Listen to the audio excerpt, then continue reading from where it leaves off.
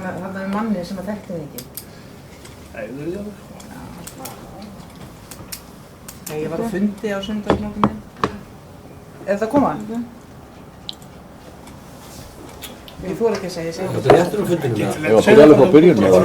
Gæti lægt í útsendingu. Við hefjum þá fund að nýju og það sem við vorum að ræða var að leita afbrigða fyrir því að fundagerð fræðslunefndar yrði tekin á dagskrá og hún yrði þá hér væntanlega hvað?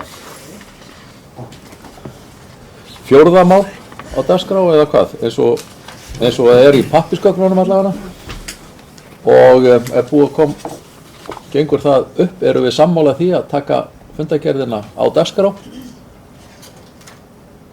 Sigrún, situr þú hjá? Já, samþykkt með öllum atkvæðum. Takk fyrir. Það er samþykkt að hún verði tekin á dagskrá. Þá byrjum við ársreikningi og Haraldur gjör svo vel.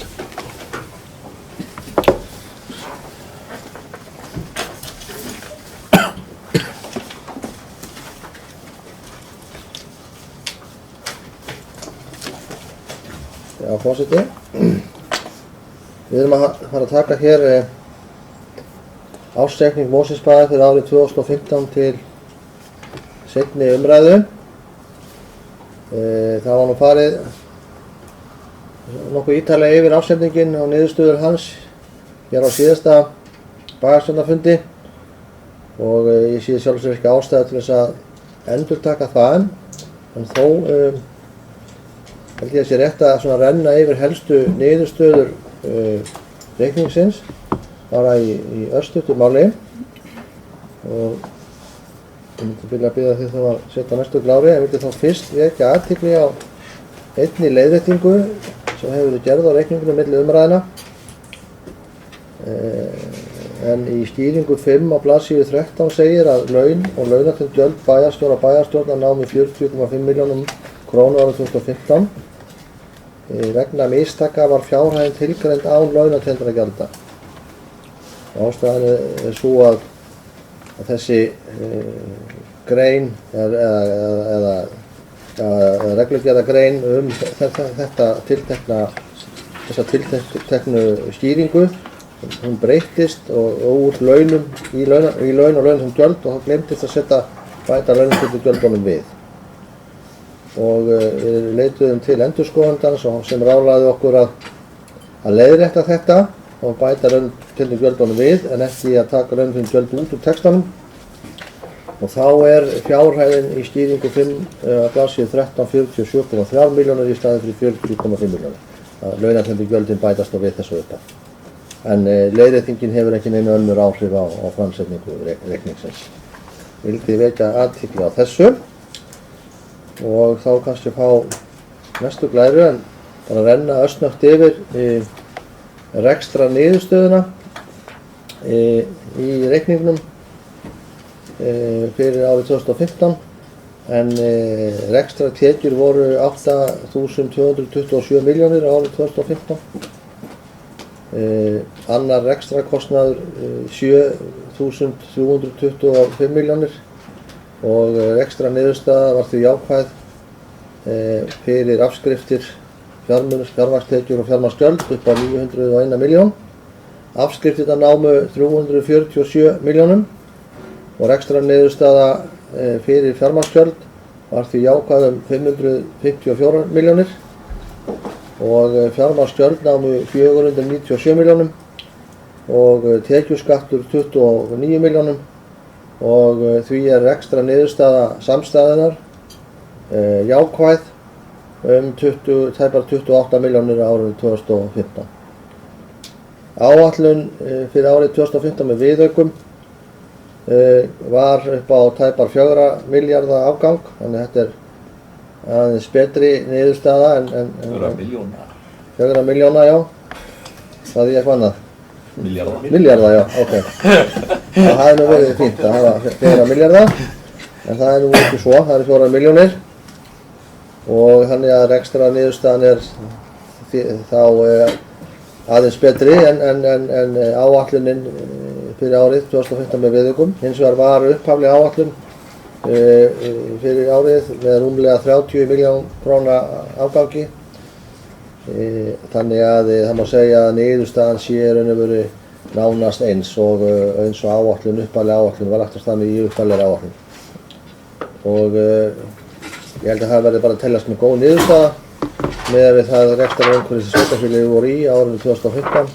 Eins og svo sem farið hér yfir að þá voru miklar breytingar sérstaklega á launakjörum starfsmanna sveitarfélaga og launakjörum starfsmanna almennt í landinu og sem hafði veruleg áhrif á rekstur sveitarfélaga því að það ánægileg niðurstaða að rekstrarniðurstaðan skuli vera með þessum hætti eins og raun ber vitni. Til samanburðar var halli á árinu 2014 var halli á rekstrinum upp á tæpar 72 milljónir. Við förum hér bara eins í sjóðstreymið. Þá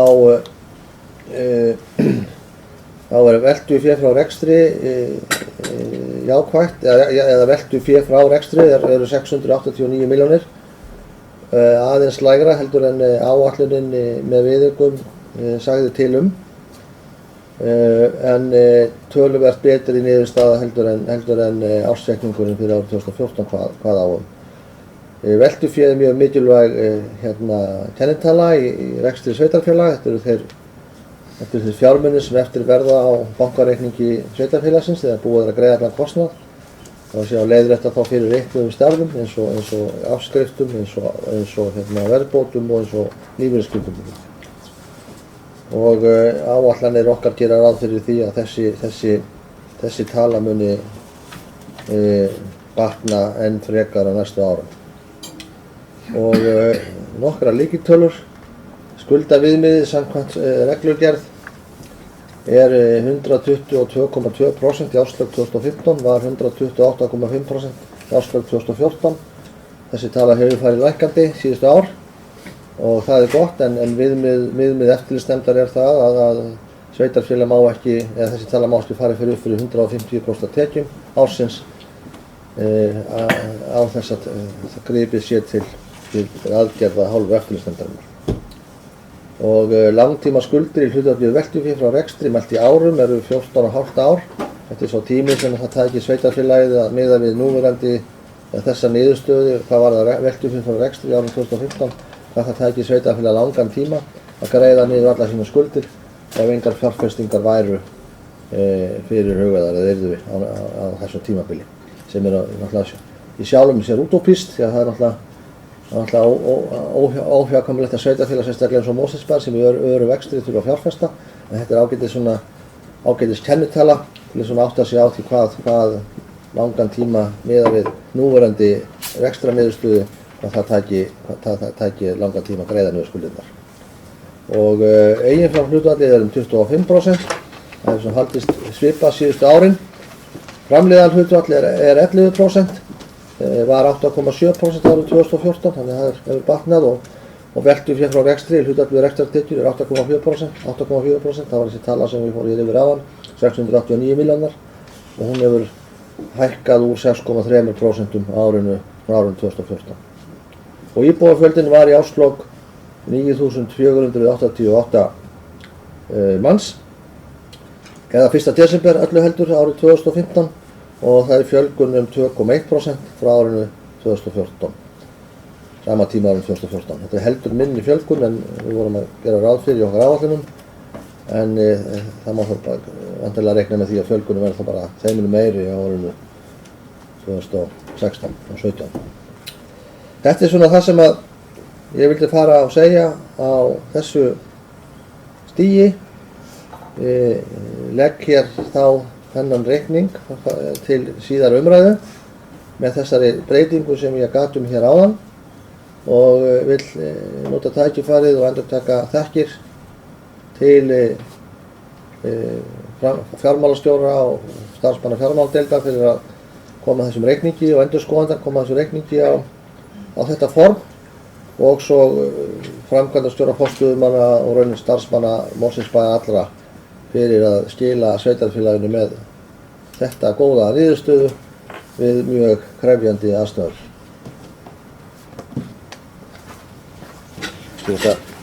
færa þetta svo á réttan stað að þetta setur fleiri glærum.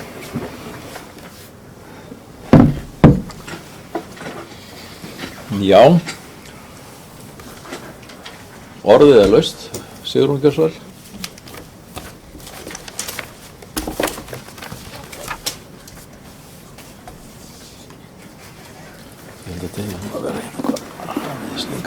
Já, ágæti forseti, ég þakka Haraldi fyrir yfirferðina. Við erum nú búin að fara ansi oft yfir þetta, fyrstu umræðu og svo aftur núna í styttra formi. Það er alveg rétt hjá Haraldi að það er vel af sér vikið að fjárhagsáætlunin skuli hafa staðist og fagnar íbúðarhreyfingin því með honum og ykkur sem að þessu hafi staðið. En það er ýmislegt sem þarf að færa til betri vegar og reksturinn er til dæmis ekki sjálfbær þar sem langtímalán og leiguskuldir eru hærri en veltufé frá rekstri. Það því verið að greiða af lánum og kosta nýframkvæmdir með nýjum lánum sem ekki er sjálfbært. Haraldur minntist á að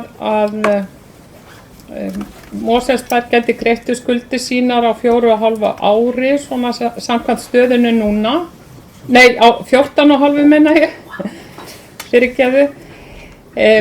En í fyrra var þessi tala mjög ókvæmleg. Það var 24,2 ár.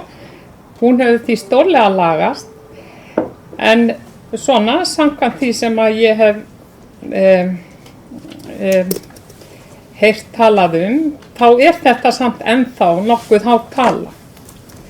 Haraldur talaði hérna síðast að þetta þætti nú fínt fyrir heimili, að þetta væri ekki nema 14,5 ár, en það á allt annað við sveitafélög en heimili og við þurfum að hafa í huga að kjörtímabilið er 4 ár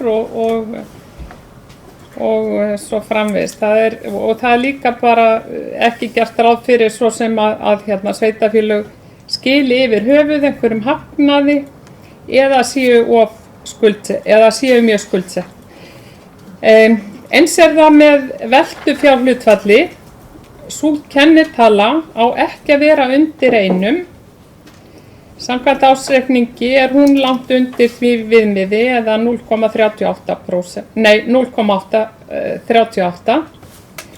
Það þýðir að lausafjárstaða er þröng sem getur leitt til þess að illa getur gengið að greiða reikninga á tilskildum tíma sem aftur eykur fjármagnskostnað svo sem dráttarvexti eða getur sem sagt auki fjármagnskostnað svo sem dráttarvexti. Lágt veltufjárhlutfall þýðir í flestum tilfellum óþarfa útgjöld. Það er ekki góð staða og mjög mikilvægt að sjá til þess að það sé ekki undir 1 framvegis. Drög að þessum ársreikningi voru gerð seinni part árs 2014, svokölluð fjárhagsáætlun fyrir árið 2015 til 19 eða 18, þannig að þið sjá að langur tími líður áður en afraksturinn kemur í ljós. Þetta er enda fyrsta fjárhagsáætlunin sem ég hafiði aðkoma að og svo fyrsta á þessu kjörtímabili sem við erum að sjá núna í ársreikningi. Í aðdraganda hennar fjárhagsáætlunar gerðar 2014 kom ég þeirri ósk íbúðarhreyfingarinnar á framfæri í bæjarráði að framvegis hefði Mosfellsbær meira samráð við íbúa og fastanefndir í tengslum við gerð áætlunarinnar og lagði meðal annars til að haldnir yrðu fundir með íbúum á fyrstu stigum áætlunargerðar í þeim tilgangi að fá úr því skorið í hvaða verkefni þeim þætti brýnast að ráðast í. Íbúðarhreyfingin lagði einnig til að fastanefndirnar hefðu strax í byrjun ferlisins aðkomu að áætlunargerðinni. Hingað til hafa þær ekki fengið fjárhagsáætlun inn á sitt borð fyrir eftir fyrstu umræðu í bæjarstjórn nefndirnar, það í nóvember ár hvert. Samkvæmt bæjarmálasamþykktinni eru nefndirnar og umsagnaraðilar, en þær umsagnir gagnast lítið því þær koma, ef yfir höfuð einhverjar, allt og seint inn á borð bæjarstjórnar. Þess eru til dæmis dæmi að nefndir hafi rætt fjárhagsáætlun næsta árs á sama degi og hún hefur verið afgreidd úr bæjarstjórn. Umsagnarhlutverkið því einungis til málamynda. Íbúahreyfingin telur að þannig vinnubrögð séu ekki í anda hvorrar stjórnsýslu og að fjárhagsáætlunarferlinu þurfa að breyta þannig að nefndirnar geti sinnt sínu hlutverki, umsagnarhlutverki. En það líka fleira sem mjög brýnt að bæta í fjárhagsáætlunarferlinu. Sjálft bæjarráð, að minnsta kosti meiri hlutinn, hefur litla aðkomu, auk þess sem nauðsynlegar upplýsingar í tengslum við fjárhagsáætlunargerðina liggja ekki fyrir en eftir fyrstu umræðu í bæjarstjórn. Bæjarráð fær hvorki greinargerðir framkvæmdastjóra sviðanna í hendur né heimsækir fyrirtæki og stofnanir bæjarins fyrr en að fyrstu umræðu lokinni. Fyrsta umræða því ófullbúin og þjónar þar að leiðandi mjög takmörkuðum tilgangi. Þessu vinnulagi þykir okkur í íbúahreyfingunni að þurfi að breyta og lagði íbúahreyfingin það til við aðra umræðu fjárhagsáætlunar 2016 og var henni vísað til fjárhagsáætlunargerðar 2017. Formaður bæjarráðs tók að því mér virðist vel í þá tillögu þegar ég bar hann upp núna síðast og vonast ég til að hún verði rædd þegar að meginlínu fjárhagsáætlunar 2017 verða ræddar í vor. Í lokin langar mig bara að segja að íbúahreyfingunni finnst að bæjarstjóri minntist á þetta með laun bæjarstjórnar og bæjarstjóra sem ekki var rétt tala samkvæmt fyrstu drögum ársreikningi. Okkur íbúahreyfingunni finnst fara betur á því að embættismannalaun bæjarstjóra annars vegar og kjörinna fulltrúa hins vegar séu aðgreind í ársreikningi. Bæjarstjóri sem embættismaður með ákveðin laun, bæjarkjörnir bæjarfulltrúar eru á öðruvísi díl en bæjarstjórin. Þannig að mér finnst ástæða til og óska eftir því að það verður framvegis sundurgreint þetta með laun bæjarstjóra og bæjarstjórna. Í endurskoðunarskýrslu KPMG segir á blaðsíðu 5 í lið 2.2 í niðurstöðum innra eftirlit mikilvægt að aðgang starfsfólks að upplýsingakerfum sveitarfélagsins gildi skýra reglur sem og notkun þeirra og úthlutun. Og spurningin að hvað tilefni gerði endurskoðandi þessa athugasemd. Fleira var það ekki. Ég vil beina því til bæjarfulltrúa að dagskrárefnið ársreikningur, ekki vinna við gerð fjárhagsáætlunar og óska eftir því að menn haldi sig við umræðuefnið sem ársreikningurinn, en annars þau ekki svo vel.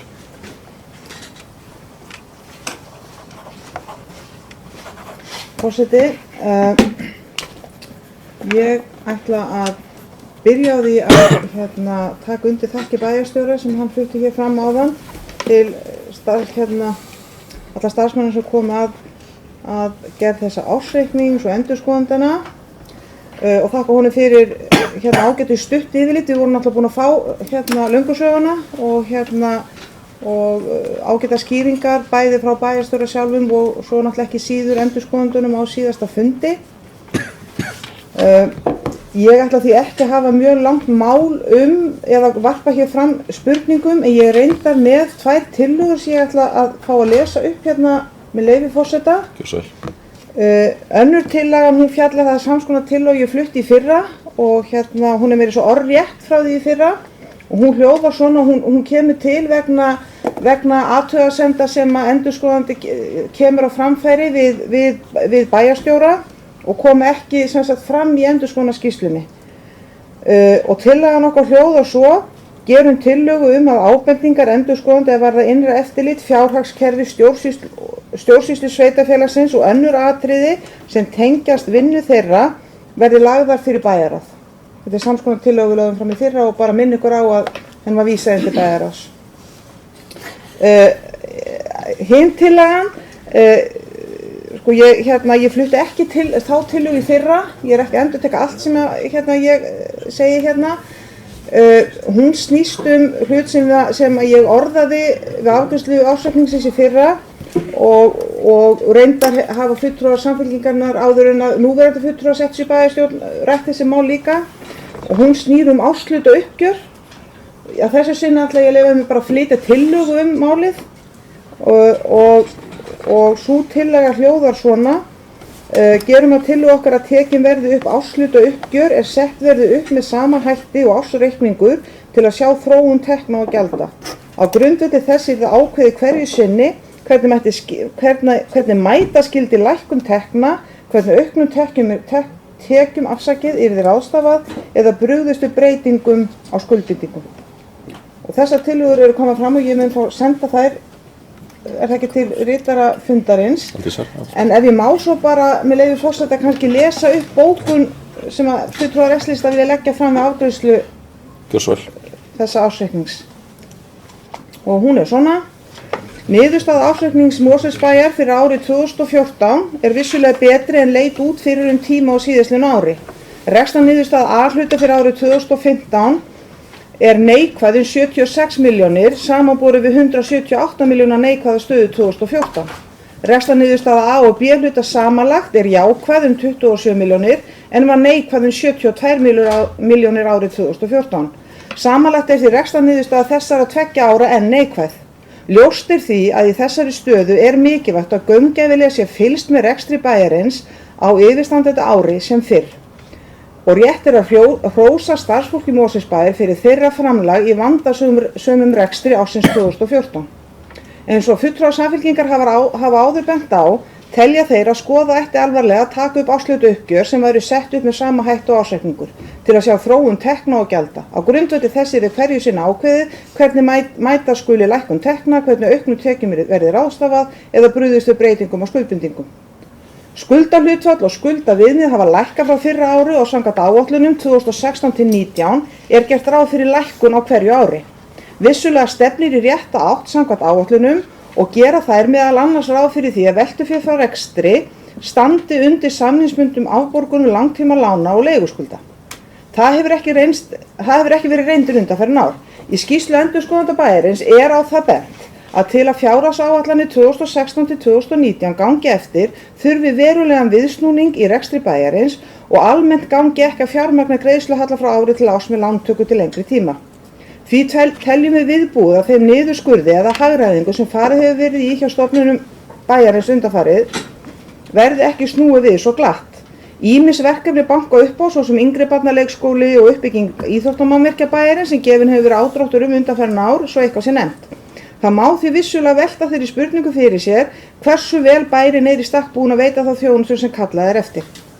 Þá vilja fulltrúar Samfylkingarinnar ítreka mikilvægi þess að viðræður sveitarfélaga og ríkis varðandi tekjuskiptingu aðila verði leiddar til lykta sem fyrst, svo sveitarfélögum verði gert kleift að sinna þeim verkefnum sem þeim hafa verið falin með fullnægjandi hætti. Svona hljóðar bókunum sem við viljum fá að leggja fram við afgreiðslu þessa ársreiknings. Og þú kemur henni til Aldísar. Haraldur, gjör svo vel.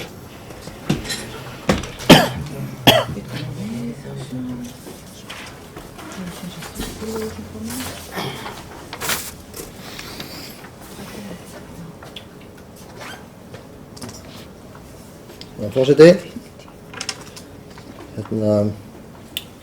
langaði að bregðast aðeins við ábendingum sem hér komu fram bæði hjá bæjarfulltrúa íbúahreyfingarinnar og bæjarfulltrúa Samfylkingarinnar. Ég byrja á þeirri röð sem þær voru fluttar hér á ábendingum bæjarfulltrúa íbúahreyfingarinnar. Og þá fyrst kannski það að rekstur bæjarins sé ekki sjálfbær. Það ekki mín upplifun af rekstri Mosfellsbæjar að reksturinn sé ekki sjálfbær. Það nú í fyrsta lagi afgangur að rekstri bæjarfélagsins upp á tæpar 30 milljónir. Og öðru lagi reksturinn að skila tæpum 700 milljónum umfram það sem við borgum kostnað. Og ég hef ekki þann skilning á orðinu sjálfbærni að það teljist ekki sjálfbær rekstur. Hins vegar það rétt og það hef ég farið mjög ítarlega yfir og lagt mjög mikla áherslu á sem framkvæmdastjóri þessa sveitarfélags að kennitalan veltufé frá rekstri hún þarf að hækka á næstu árum enda gera áætlanir sveitarfélags ráð fyrir því. Og líka að það sé líka mikilvægt að í endurfjármögnun sveitarfélagsins, þannig að eins og þarf að gera hverju ári, við þurfum að borga af lánum, við þurfum að taka ný lán og svo framvegis í svona stórum rekstri, við skuldum jú einhvers í kringum 8 milljarða eða skuldbindingarnar alla saman einhvers í kringum það að við lengjum í okkar lánum og vegna þess að þau lán sem við höfum tekið undanfarin 10 ár hafa verið stutt vegna þess að það hefur einfaldlega verið betra vegna þeirra kjara sem við höfum fengið og notið af þeim að gera það með þeim hætti. En það er tvær leiðir til þess að veltufé frá rekstri dugi til þess að greiða afborganir lána og leiguskuldbindinga og eiga upp í fjárfestingar, þar annars vegar að hækka það, nú eiga þá að lækka afborganir lánum á hverju ári. Við erum að gera hvoru tveggja. Það er nánast þannig að veltufé frá rekstri er á árinu 2015 að standa undir afborgunum að lána árinu 2016, á því sama ári.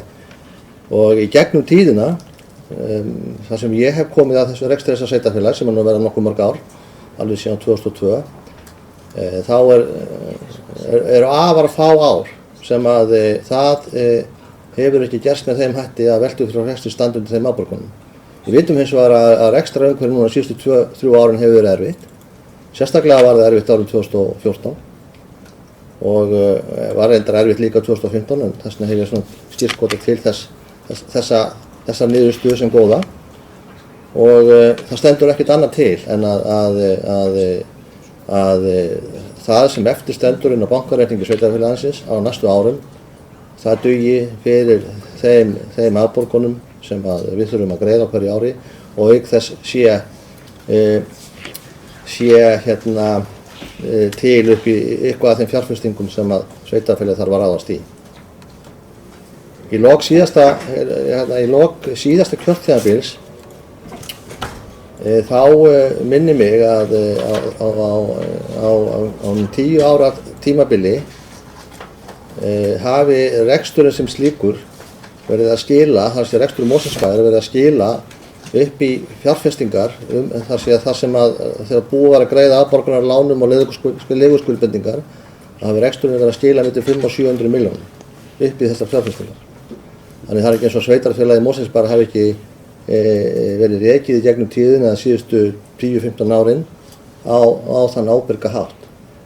Þannig að ég vil nú bara biðja fólk að gæta orða sinna þegar það talar rekstur sveitarfélagsins, það að segja það í ræðustóla og bæjarstjórnarfundi að reksturinn sé ekki sjálfbær, að það er ábyrgðarmikið að segja svoleiðis og ég hef minnst ekki þann stilling á því orði að það sé ekki þannig, en ég ætla ekki að taka neitt dýpra í árin en það.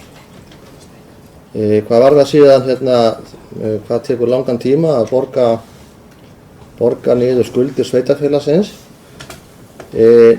og eins og ég kom hér inn á í minni ræðu og bæjarfulltrúi íbúðarhreyfingar nefndi líka að það er svona kennitala eða lykiltala í rekstrinum að það tekur 14,5 ár miðað við núverandi rekstur, þar að segja að veltu séð sama hlutfall verður það næstu árum, sama hlutfall af tekjum eins og er í árunum 2015, það tekur það 14,5 ár. Og ég nefndi það líka að á síðasta fundi að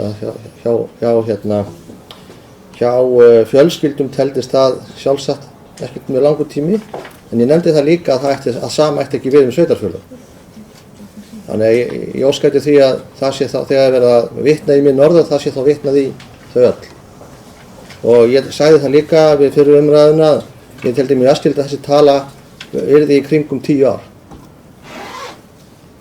Þó að þetta sé alveg útópísk tala og raun og veru tala sem að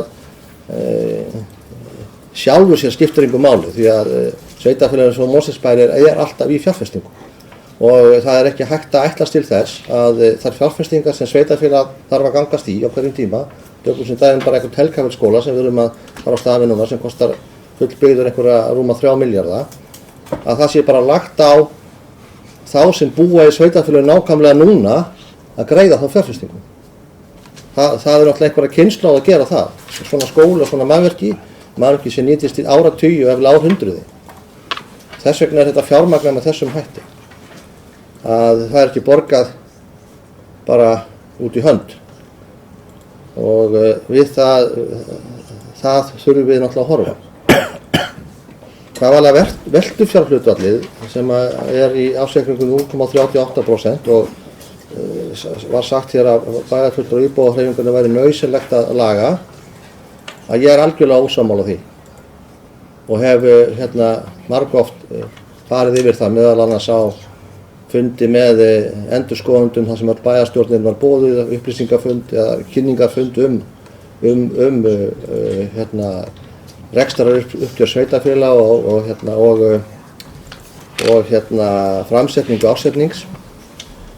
Og þvert á móti það ef að veltufjárhlutfall Mosfellsbæjar við myndum fara með það upp í 1% eða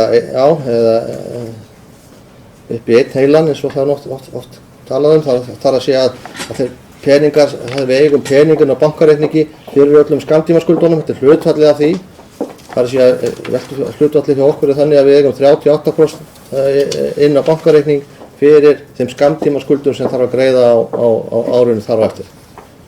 Fyrir sveitarfélag sem Mosfellsbær sem hefur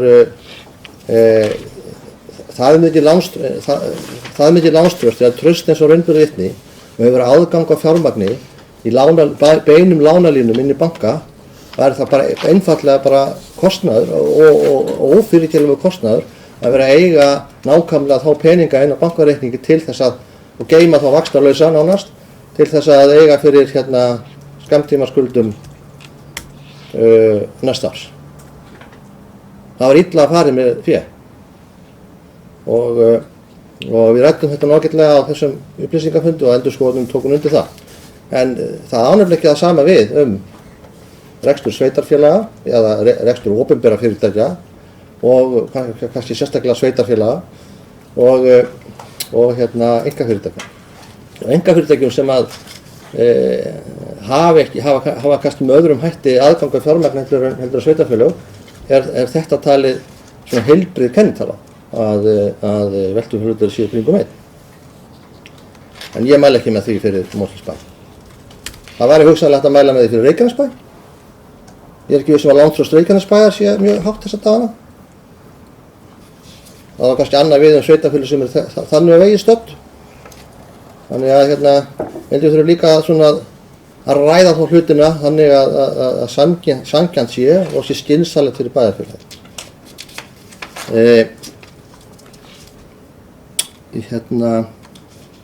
Þannig að sko, það var talað um það hér að þetta væri óþarfa útgjöld. Þvert á móti væri það óþarfa útgjöld að mínum mati að hækka þetta hlutfall.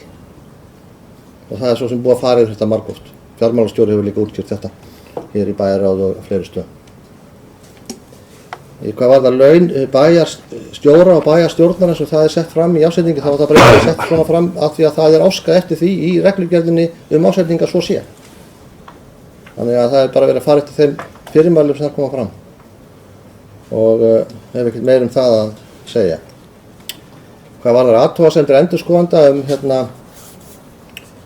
aðgang og upplýsingakerfum, það var reynda það ágætlega útskýrt hér á bæði af fjármálastjóra, bæjarstjóra og endurskoðanda hér á síðasta fundi. Það snýr að aðgengi að sérstaklega bókhaldskerfum, fjárhagskerfum bæjarins. Tel ég að margir hafi aðgang að því. Og þá var farið yfir það hér síðast hvernig við litum á það, í hvaða farvegi það væri, og ég tel enga ástæðu til þess að endurtaka þær skýringar. Hvað var það síðan umfjöllun fjárhagsáætlun sem var hér farið yfir áðan, þá ætla ég nú bara að leyfa mér að koma ekkert inn á það, því að fjárhagsáætlun hér ekki til umræðu, það hér ásetningur. Verklag við fjárhagsáætlun á sér stað, eða umræðum verklag við fjárhagsáætlun á sér stað þá þegar að það málefni til umræðu. Síðan hvað varðar, síðan ánavísu eitthvað af þessu sem ég hef sagt hér líka við svona ábendingar sem komum fram hjá bæjarfulltrúa Samfylkingarinnar. Ég ætla svo sem ekkert að endurtaka þær neitt þá aftur, ekki þá nema hvað varðar þessar tillögur tvær.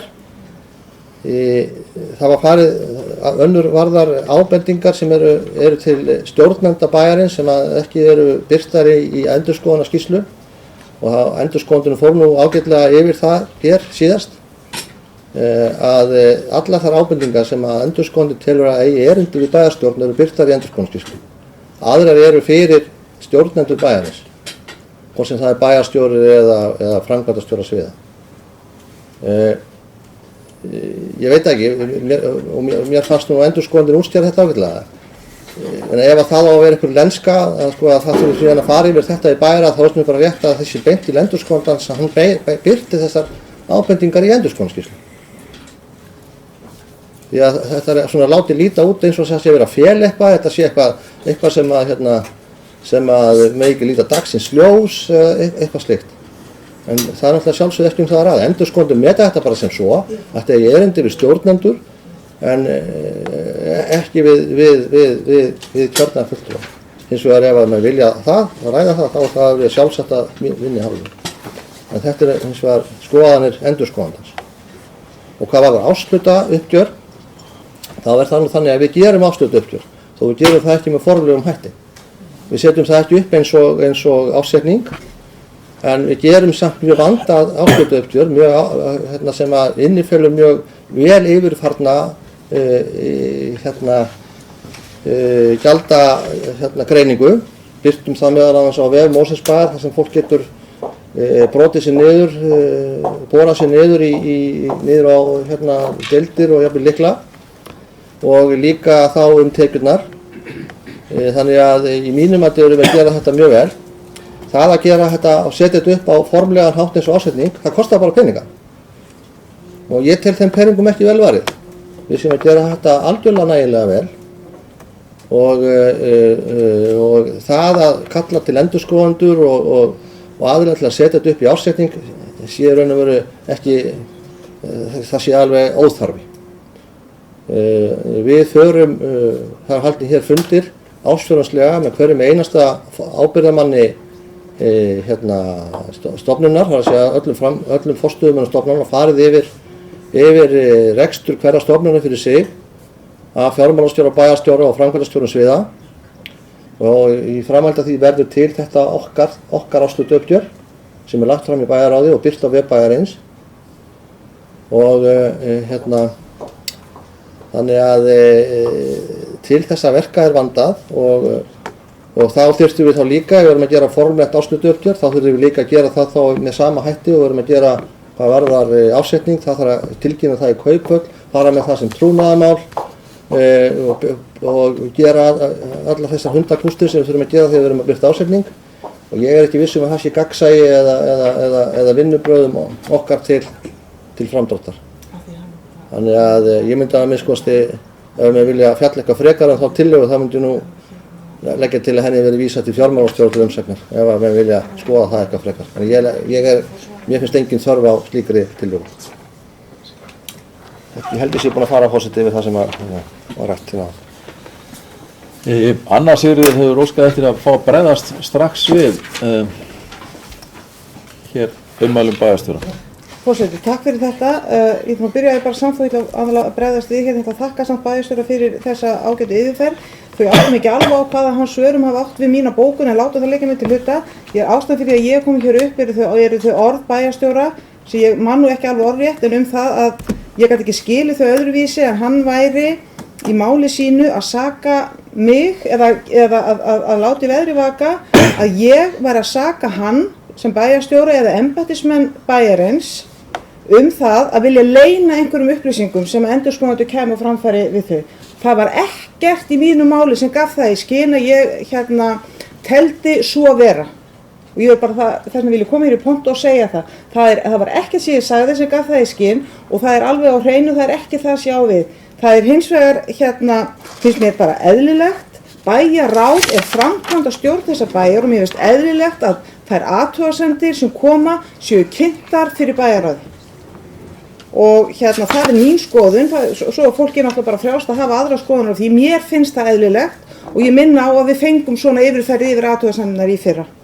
Svo var hann afslut uppgjöri sem ég skildi að var athugasemd við það sem ég hafði sagt, að þá eru bara mismunandi skoðunar á því líka eins og ýmsu öðru og það bara allt í lagi í lýðræði samfélagi. En ég ætla bara að endurtaka, það var ekkert í mínum orðum sem gaf til kynna að ég væri að saka fólk að það vildi leyna einhverju. Sigrún Björnsvöld.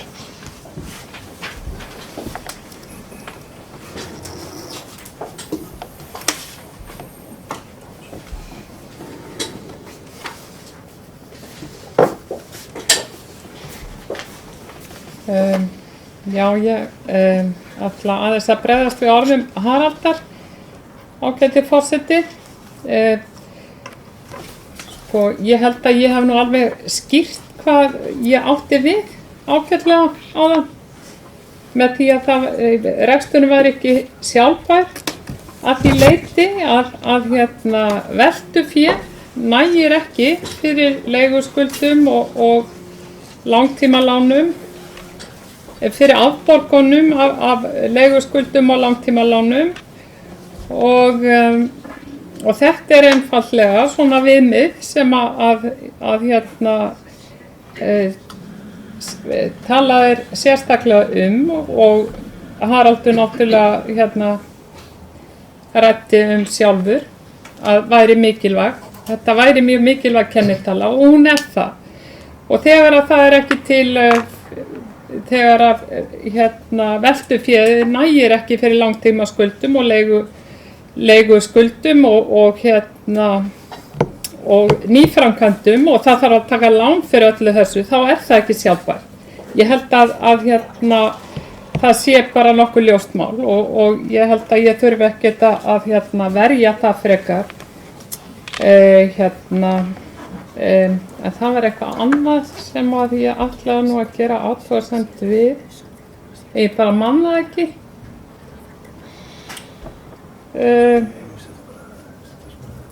Já, sem sagt, það bæði forseti bæjarstjórnar og Haraldur töluðu að hér væri ekki verið að ræða fjárhagsáætlun. Því ég algjörlega ósammála. Fjárhagsáætlun leggur grunninn að því sem hér verið að ræða. Ársreikningurinn byggir á fjárhagsáætlun. Þannig að, og nú erum við á leiðinni inn í næstu fjárhagsáætlun og þess vegna bara mjög gott tækifæri til þess að vekja athygli á því að það hafa komið fram tillögur að standa svolítið öðruvísi að verki næst og mér langaði bara einfaldlega að minna á það. Við þurfum að reyna að gera þetta samfélag okkar eins lýðræðislegt og hægt er. Við þurfum að reyna að virkja íbúana, leyfa þeim að vera með í þeim ákvörðunum sem við tökum og sérstaklega við höfum að nýta nefndirna líka. Við höfum að kanna þeirra sjónarmið, hvernig vilja nefndirna forgangsraða hlutum og við eigum að fá það inn í umræðuna áður en það verður seinan, vegna þess að það allt seinan þegar að kemur að því að afgreiða fjárhagsáætlun eins og alltaf hefur verið.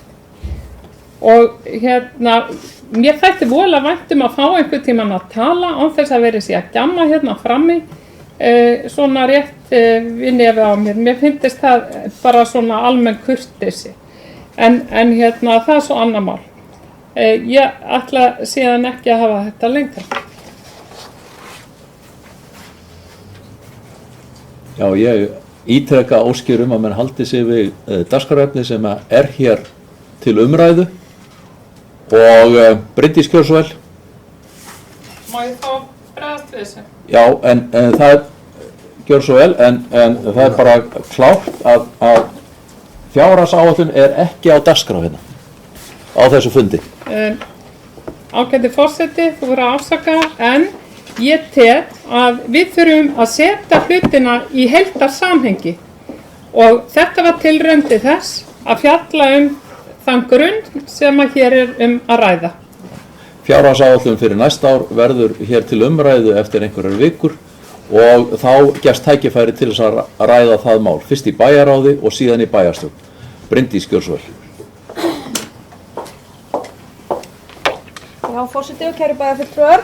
Það nú svo sem búið að bæjarstjórn og kannski inn á þá flesta þætti sem að ég hefði vilja nefna hérna eftir fyrri ræðu Sigrúnar og svo líka ræðu Önnu Sigríðar.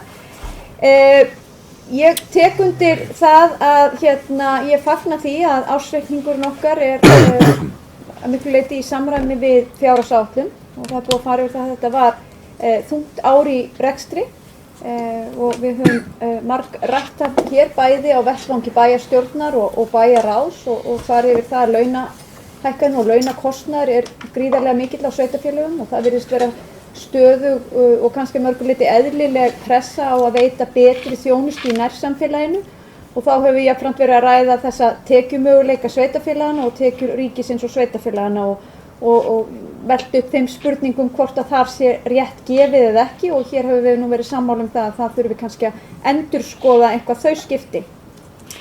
En aðeins varðandi hér umræðu sjálfbærni í rekstri, reyndar kom nú bæjarstjóri svo upp og sagði að þetta gæti nú kannski verið einhver útópísk umræða sem að varðandi veltufarhlutfalli og skuldahlutfalli og þetta.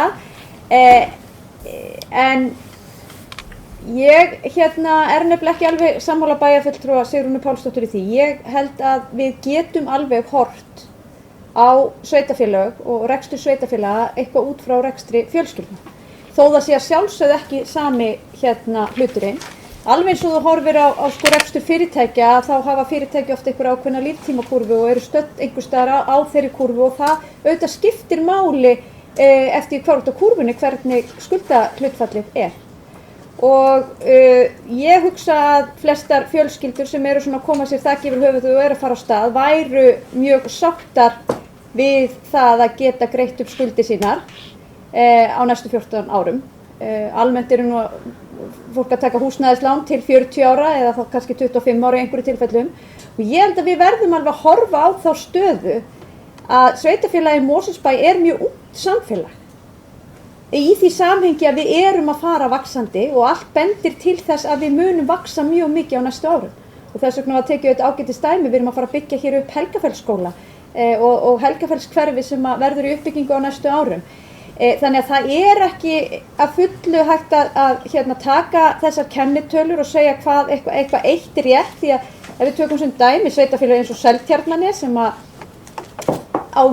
ég held mjög takmarkuð það möguleika á að stækka mikið, ólíklegt að þeir fara að byggja upp mikið fleiri skóla eða leikskóla eða einhverja grunnþjónustu þar, að þá hlýtur auðvitað að þurfa að horfa á það sveitafélag með aðeins öðrum augum heldur en sveitafélag eins og Mosfellsbær. Nú eða þá eins og Reykjanesbær eins og bæjarstjóri kom aðeins innan. Þannig að þetta er allt saman holl og góð umræða, en ég held að við verðum að horfa á stöðu sveitafélagsins þegar við veltum þessum hlutum fyrir okkur. Annars vil ég líka taka undir þakkir til starfsmanna sveitafélagsins og þá ekki síst bæjarstjóra fyrir að leiða þessa vinnu og sjá til þess að ársreikningurinn okkar hér er að mestu leyti í samræmi við það sem lagt var upp með í fjárhagsáætlun. Og við vitum það að starfsmennin okkar hafa lagt mikið á sig að halda sig innan rammans og það ber að þakka fyrir það.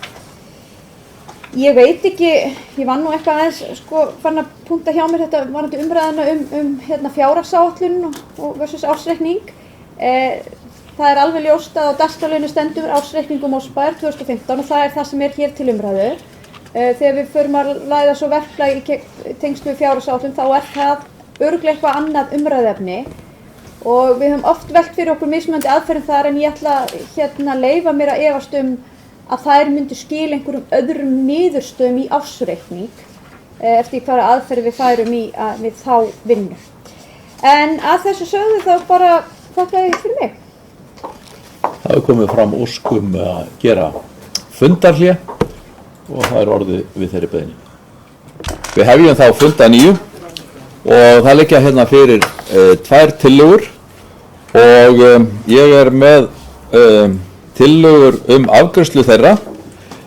Fyrri tillagan sem varðar ábendingar endurskoðanda, þá ger ég að tillögu minni að þeirri tillögu verði vísað til umfjöllunar í bæjarráði. Það er samt málsmeðferðin sem að hún fái. Þeir sem samþykkja þá tillögu gjör svo að gefa merki. Ég lagði til að þessu veri vísað til umfjöllunar í bæjarráði, samþykkt með 9 atkvæðum. Þá er það seinni tillagan varðandi áslutauppgjör og ég geri þá málsmeðferðartillögu að þeirri tillögu verði vísað til fjármálastjóra til umsagnar og svo umsögn berist bæjarráði. Þeir sem að samþykja þá tillögu gjör svo gefa merki. Takk fyrir samþykkt með 9 atkvæðum. Þá ætla ég því næst að lesa hér bókun VAFF og D-lista vegna ársreiknings 2015 og bókunin er svohljóðandi. Rekstrarniðurstaða bæjarins á árinu 2015 er í samræmi við það sem lagt var upp með í fjárhagsáætlun. Að teknu tilliti til fjármagnsliða er rekstrarafgangur 28 milljónir. Þetta telst góður árangur, sérstaklega miðað við þær aðstæður sem uppi voru á árinu 2015. Veltufé frá rekstri er 689 milljónir eða rúmlega 8,4% af tekjum sem er töluverð hækkun frá árinu 2014. Áætlanir bæjarins gera ráð fyrir að þetta hlutfall hækki enn frekar á næstu árum sem er mikilvægt til að veltufé frá rekstri standi að fullu undir afborgunum langtímalána og leiguskuldbindinga og standi einnig að hluta til undir fjárfestingu sveitarfélagsins. Skuldaviðmið er 122% sem er vel innan þess 150% hámarks sem kveðið er á í lögum. Skuldastaða sveitarfélagsins er vel viðunandi miðað við þá uppbyggingu sem átt hefur sér stað á undanförnum árum. Sú uppbygging er í samræmi við markmið sveitarfélagsins góða heildstæða þjónustu við alla aldurshópa og fjölgun íbúa. Fjárhagsstaða Mosfellsbæjar er traust og reksturinn ábyrgur. Fræðslumál eru langstærsti málaflokkurinn en samtals er 84% skatttekna Mosfellsbæjar skatttekna Mosfellsbæjar varið til fræðslu, félagsþjónustu og íþróttamála. Það er ánægjulegt hversu vel tókst að standa við upphaflegu fjárhagsáætlun ársins 2015. Launakostnaður hefur aukist mikið síðustu misseri og sést það glöggt á ársreikningnum sem nú er lagður fram. Sveitarfélög hafa í sameiningu kallað ákaft eftir viðræðum við ríkið endurskoðun tekjuskiptingar ríkis og sveitarfélaga sem ekki hefur enn skilað niðurstöðu. Það er mikilvægt að því ákalli verði svarað. Við viljum þakka starfsmönnum Mosfellsbæjar öllum fyrir að hafa staðið vel að verki við rekstur sveitarfélagsins á árinu 2015 við krefjandi aðstæður.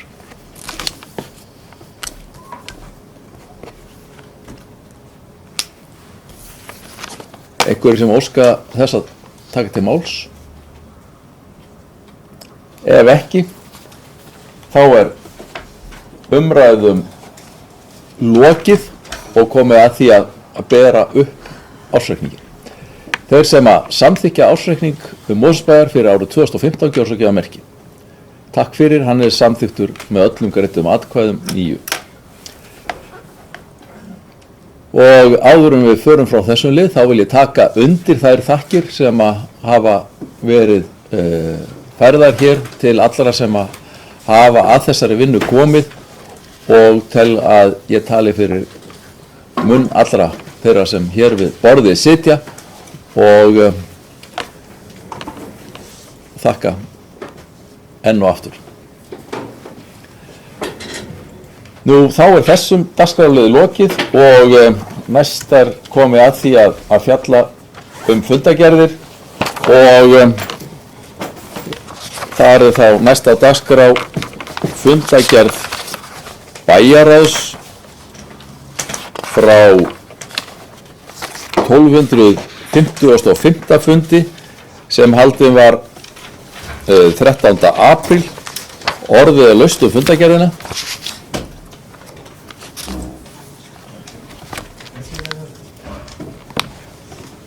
Ef enginn kveður sér hljóðs, þá er umræðum lokið og þeir sem að staðfesta fundagerðina gjörðu svo gefa merki. Takk fyrir, hún er staðfest með 9 atkvæðum. Þá er það fundagerð 242. fundar fjölskyldunefndar sem haldinn var 15. apríl. Orðið er laust fundagerðina. Kolbrún, gjörðu svo vel.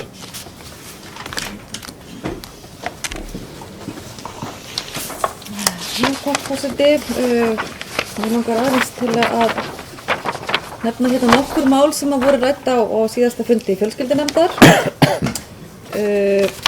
Þar langar mig til að nefna fyrst mál nr. 3, ársfjórðungsyfirlit fjölskyldusviðs, sem sagt frá janúar til mars 2016.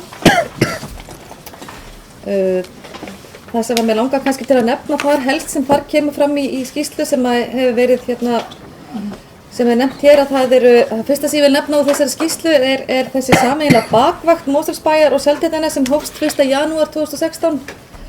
Það sem við, eins og hefur komið áður, að þá erum við ekki lengur í samstarfi við Reykjavíkurborg þessar sameiginlegu bakvaktir sem sinnir útköllum vegna barnaverndarmála og heimilisofbeldis. En áfram er það unnið í samstarfi við lögreglustjórann á höfuðborgarsvæðinu. Og það er svona, já, þarna varum að ræða, hafa verið 7 útköll á þessu tímabili, 2 á Seltjarnarnesi og 5 í Mosfellsbæ. Ég kannski, ef þið hafið ykkur spurningar á þessari skýrslu, þá megi ég bara spyrja mig, en mig langar líka til að það er eitthvað svona frekar sem að kemur fram hér, annað en að útgjöld til fjárhagsaðstæður eru að lækka. Það hefur líka komið fram áður hjá okkur og já, þannig að þetta er svona það helsta sem að kemur fram hér í þessari skýrslu á mjög gagnlegum upplýsingum starfsemi fjölskyldusviðsins á þessari samantekt á þjónustu. Svo langar mig líka til að nefna eitt, ef ég má forseti á næsta máli, ef ekki spurningar á þessari skýrslu. Þú, Ólafur, með spurningu, ok. Það er sama mál. Sigrún, varst þú með sama mál eða eitthvað annað? Já, það er aðeins. Þannig að Ólafur má fara á undan mér. Gjörðu svo vel, Ólafur.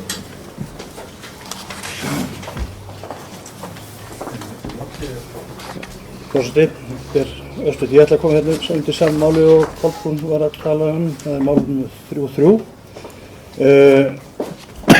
Á fundi bæjarstjórnar 30. mars síðastliðinn, þá vorum við að ræða samskonar skýrslu sem sagt fyrir árslok 2015 og þar spurði ég sérstaklega verðandi biðlista eftir félagslegu húsnæði, en samkvæmt þeirri samantekt þá voru 11 á biðlista sem sagt eftir félagslegu húsnæði og 14 sem voru í athugun, samtals 25 aðilar.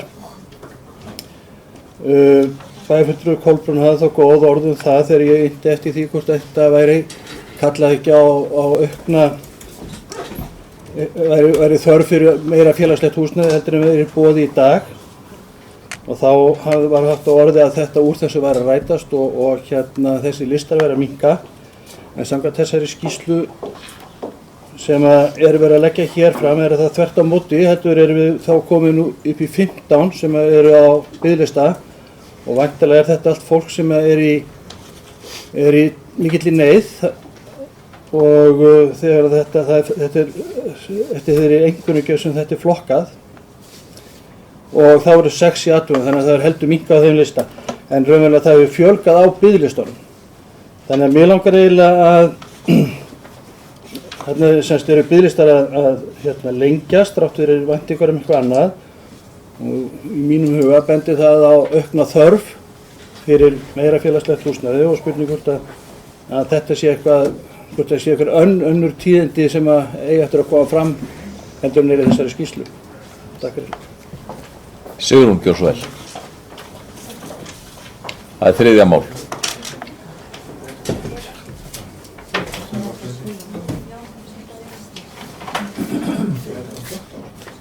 Já, ágæti forseti. Ég kem hér fram undir sama máli og þau voru að ræða númer 3. Það er ársfjórðungs yfirlit fjölskyldusviðs.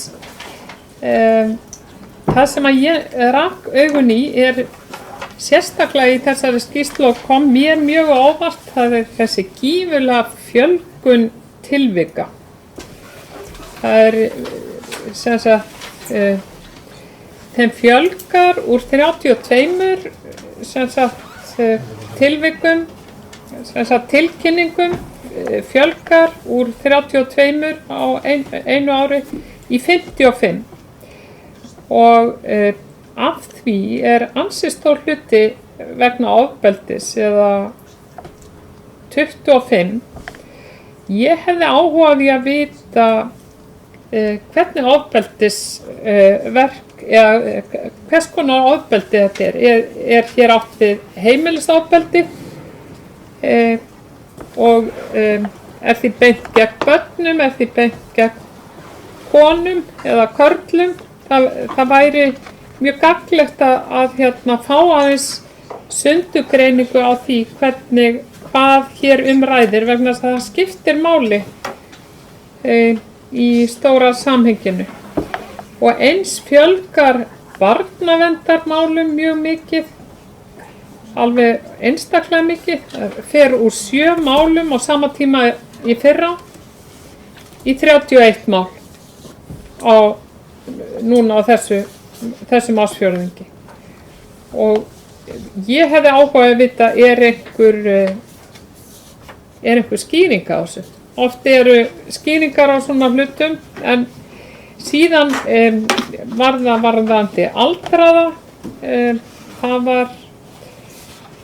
það eru nokkuð margir sem að hætta í svona miðað við fjöldan, sem að hætta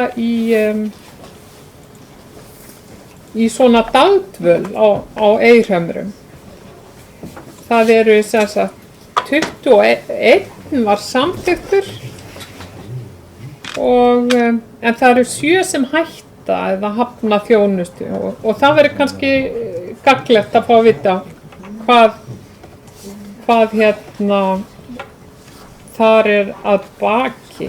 Líka svona í ljósi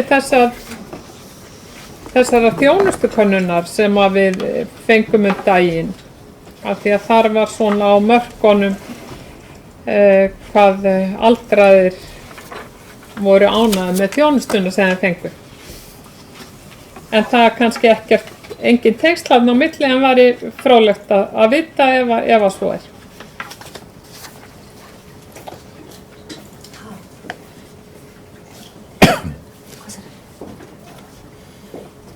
Kolbrún Kjörsson.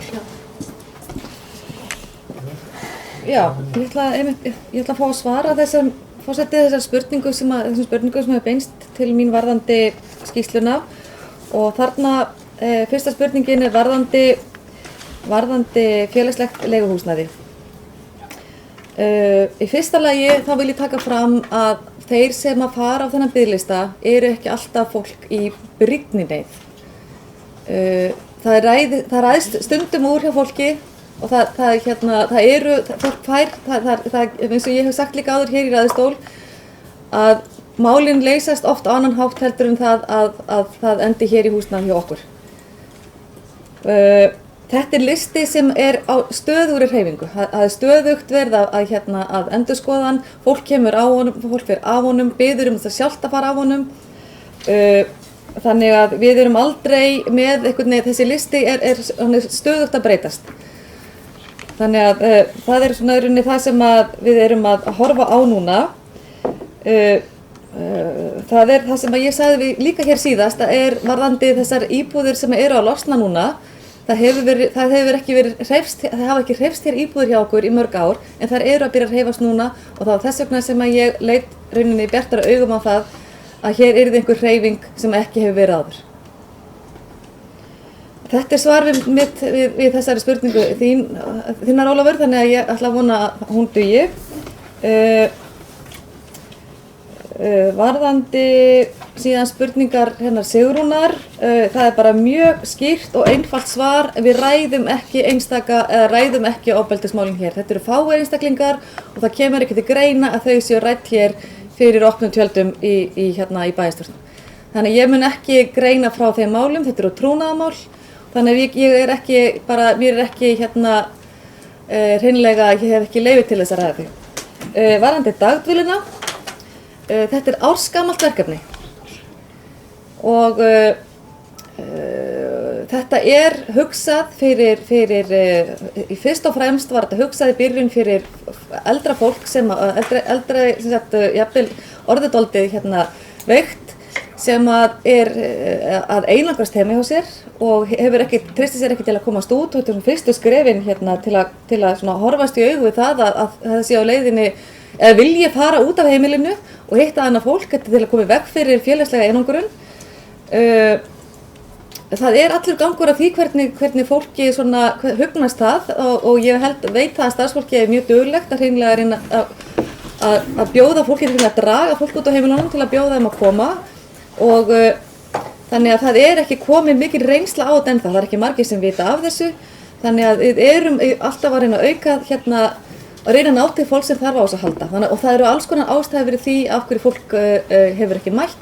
Það náttúrulega bara, það mætir þarna náttúrulega sjálfviljugt og vill ekki, það er engin neittur á þennan stað, þetta er bara einhvers konar dagdvöl sem að fólk sækir þegar því hendar, þannig að það er engin skyldugur til að mæta þarna.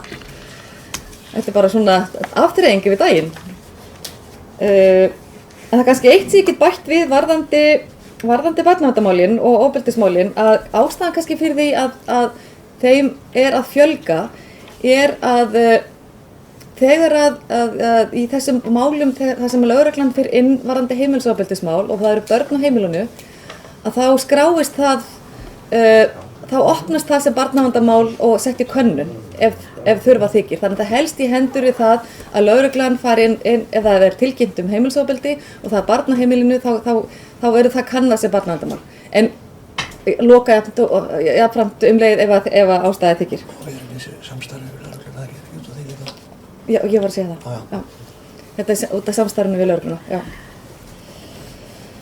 Þannig að þetta mín svör við þessum spurningum, ég vona að þau dugi. Sigrún, gjörðu svo vel. Hefum sett að þriðja málið, það ekki? Jú. Já.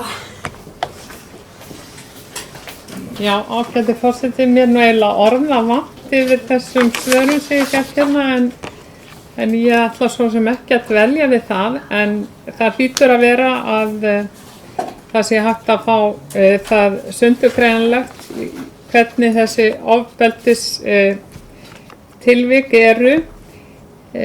Þannig upplýsingar eru yfirleitt unnar af öllum sveitarfélögum og mér þykist hafa séð svoleiðis upplýsingar héðan líka. Það ekki verið að óska eftir að fá persónulegar upplýsingar viðkomandi aðila og ég veit ekki og mér fannst þetta svar háttvirts formanns fjölskyldunefndar bara með miklum ólíkindum. En ég kannski fæ síðar svör við þessu hjá kannski framkvæmdastjóra fjölskyldusviðs.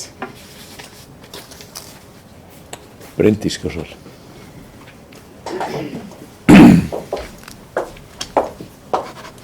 Já, forseti og kæru bæjarfulltrúar. Ég ætla líka að fá að taka til máls undir lið nr. 3 í fundargerð fjölskyldunefndar sem ber heiti fjölskyldusvið ársfjórðungsyfirlit fyrir árið 2016.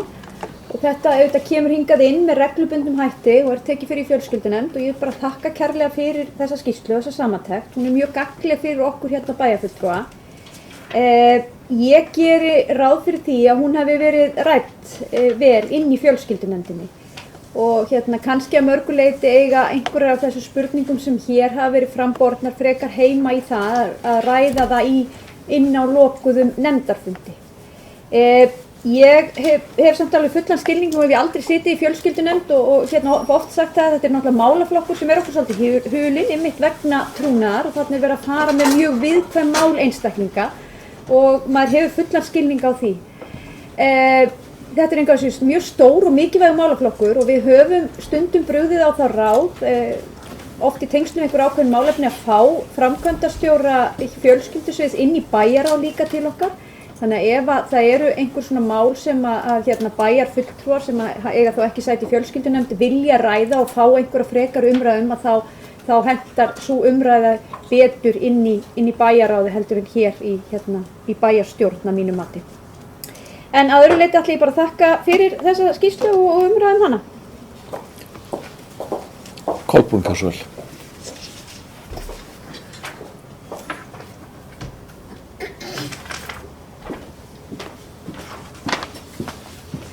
Já, takk forseti. Það sem ég langar kannski til að segja við Sigrúnu Pálsdóttur bæjarfulltrúa er að stundum þá bara hentar svarið spurningunni. Þannig að það er bara, ef að þetta svarið með ólíkindum þá var spurningin líka með ólíkindum. En það annað sem ég langar til að nefna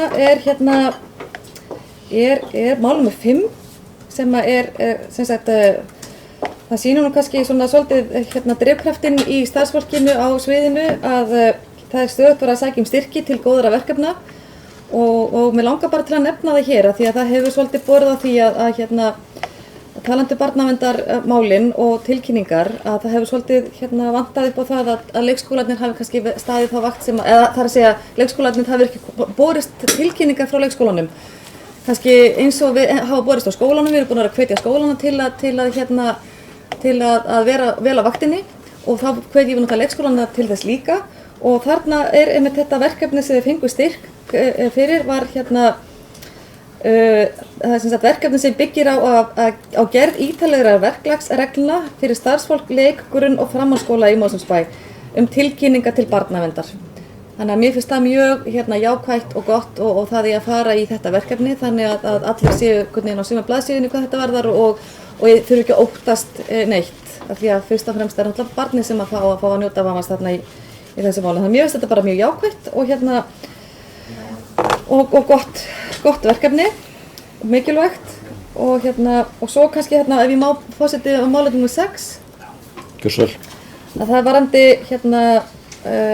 notendaráð í málefnum fatlaðs fólks að við erum að setja það á laggirnar og bíðum eftir tilnefningum frá notendum, þess að var að segja Öryrkjabandalaginu og þannig að Kristbjörg Hjaltadóttir verður starfsmaður og formaður nefndarinnar tilnefndur sem fulltrúi nefndarinnar inn í því ráði. Þannig það vildi ég það mál sem ég vildi benda á. Annað var það ekki, forseti. Takk. Sigrún Kjórsól. Mér langast að óskast þegar eftir fundarbið en það er eitt af því að hún myndist á það er eitt mál sem ég langar að forvitnast áður. Kjórsól. Það er mál nr. 9 jafnréttisáætlun Mosfellsbæjar. Það stendur hér að frekari umfjöllun hafi verið frestað til næsta fundar og mér langar bara að vita, kemur þetta þá aftur hingað þetta mál inn í bæjarstjórn?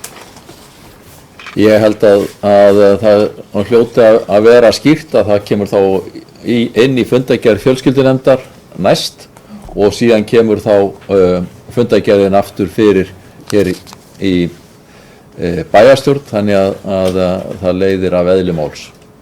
En það var óskað eftir fundarhléi og það orðið við þeirri beiðni. Við þá funda 9. Er einhverju fleiri sem vilja ræða fundargerð fjölskyldunefndar? Það langar bara aðeins verið róleg, ekkert allt í. Já, það er allir rólegir. Bara, viltu fá að taka til máls? Gjör svo vel. Já, heyrðu, forseti, það varandi mál nr. 9, jafnréttisáætlun Mosfellsbæjar, þá vil ég bara segja frá því að hún, Hanna Guðlaugsdóttir, mannastjóri, hún kom inn á fundi til okkar og var með mjög ítarlega og góða kynningu á jafnréttisáætlunum okkar og þeim svona verkefnum sem að framöndan eru. Og það er ástæðan fyrir því að við frestuðum, við vorum eiginlega að renna út af tíma, en hún kom með sína kynningu og hún var mjög ítarleg og mjög góð og hún sagði frá þessu námskeiði sem að hún fór á vegum sambandsins og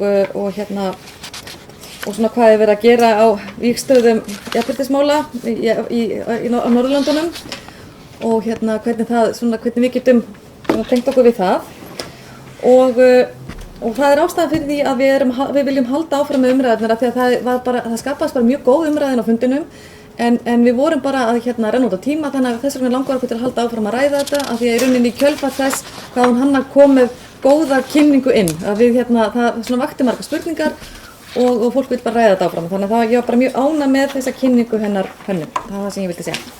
Takk fyrir. Fleiri sem óska þess að taka til máls fundargerð fjölskyldunefndar? Já. Ef ekki þá er umræðin lokið þeir sem að staðfesta fundargerðina gjör svo ekki að merki. Takk fyrir, hún er staðfest með 9 atkvæðum. Þá tökum við fyrir fundargerð 321. fundar fræðslunefndar sem haldin var 18. apríl. Orðið er laust fundargerðina. Sigrún gjör svo vel. Hvað fundargerð taka fyrir? Fræðslunefndar. Svo með afbrigðum. Já. Og hún er þá neðar hérna í...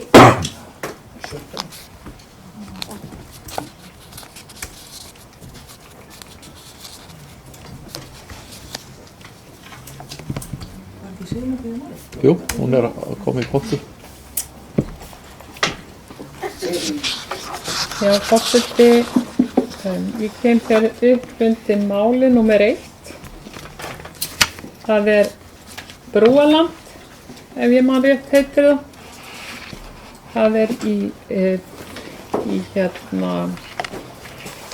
fundargerð fræðslunefndar. Nú er ég ekki með fyrir fram að mig eftir til ég að segja hvað stendur í útskýringum máli. Fyrirgefðu. Af því að það er ekki í fundargerðinni. Kynnt er í fræðslunefnd yfirliti yfir framkvæmdir í Búrvalandi vegna skólahalds frá og með næsta skólaári. Já, þetta var sem sagt á fundi fræðslunefndar, það fór fram kynning á framkvæmdum við Brúaland vegna skólahalds á næsta skólaári. Íbúahreyfingin er ekki hlynnt í að það sé skólahald að Brúalandi vegna nálægðar Brúalands við Vesturlandsveg og íbúahreyfingin bókaði að þessu tilefni og mig langar að lesa upp bókunina.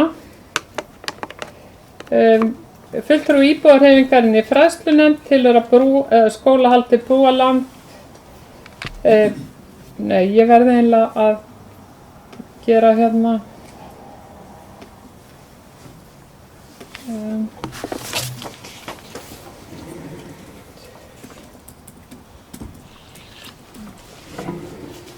Verið aðeins að... Já, hún er svona bókunin. Fulltrúi íbúahreyfingarinnar í fræðslunefnd leggst eindregið gegn skólahaldi í Brúalandi við Vesturlandsveg þar sem hætt er á að heilsu barna sé stofnað í hættu vegna nálægðar hússins við þjóðveginn. Eins og staðan eru upplýsingar hávaða og loftgæði ófullnægjandi þar sem engar raunverulegar mælingar hafa verið gerðar einungis útreikningar miða við fjölda ökutækja. Í útreikningum á hávaða er tekið mið af jafngildis hljóðstigi á sólarhring. Það segir lítið raunverulegan hávaða frá umferð á skólatíma. Engar staðbundnar mælingar hafa heldur farið fram á loftgæðum. Einnig telur íbúahreyfingin að staðsetningin ein og sér ætti að nægja til að útiloka skólahald í húsinu. Brúaland stendur í nokkura metra fjalla frá öðrum fjölfarnasta vegi þjóðvegi landsins. Vegi fara hátt í 14.000 bílar á sólarhringa meðaltali með tilheyrandi hávaða og loftmengun. Staðsetning skólans er því afleitt. Það sem að ég vil gera hér fyrir hönd íbúahreyfingarinnar er að bera hér upp tillögu það að komi til þess að skólahald hefjist að Brúalandi, að þá verði sett upp mælistöð til að mæla loftmengun á þessu svæði, til að fá sem sagt raunverulegar upplýsingar þá loftmengun sem þarna er. Þarna er mjög sérstakt landslag, þetta er ofan í dæld og þar sem að hægt er á að safnist fyrir mengun og og bara til þess að tryggja öryggi barnanna, þá verði sett þarna upp mælistöð. Loftmengun verði þar mæld og líka hávaðamengun. Og það er sem sagt mín tillaga og ég sendi hann á Aldísi. Tillaga íbúahreyfingarinnar. Bryndís Gjósvæl.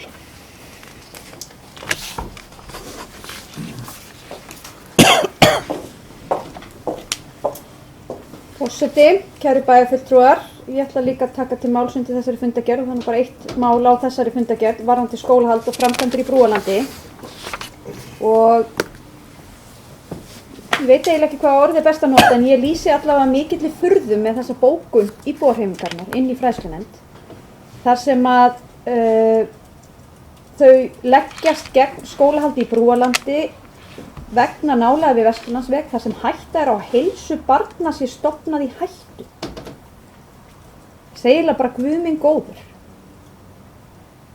Ég held að engum hér inni myndi detta í hug að stofna heilsu barna í hættu. Það bara hafa það alveg á hreinu. Þannig að ég lýsi mikilli furðu með þessa bókun. Gott og gilt, ég get algjörlega tekið því að íbúahreyfingi sé á móti skólahaldi í Brúalandi og þeirri staðsetningu. Það getur alveg verið sjónarmið út af fyrir sig. En á þessum rökum, ég veit ekki, mér finnst þetta bara, mér setur hljóða. Brúaland er óbúrslega fallegt hús sem stendur á áberandi stað í sveitarfélaginu okkar og jú, það stendur við Vesturlandsveg sem er fjölfarinn þjóðvegur. En þjóðvegir eru mjög víða í byggð og umferð er mjög mikil á mörgum þjóðvegum eða stoppgötum sem liggja kringum íbúðarhúsnæði og skólahúsnæði og íþróttamannvirki alls staðar á höfuðborgarsvæðinu.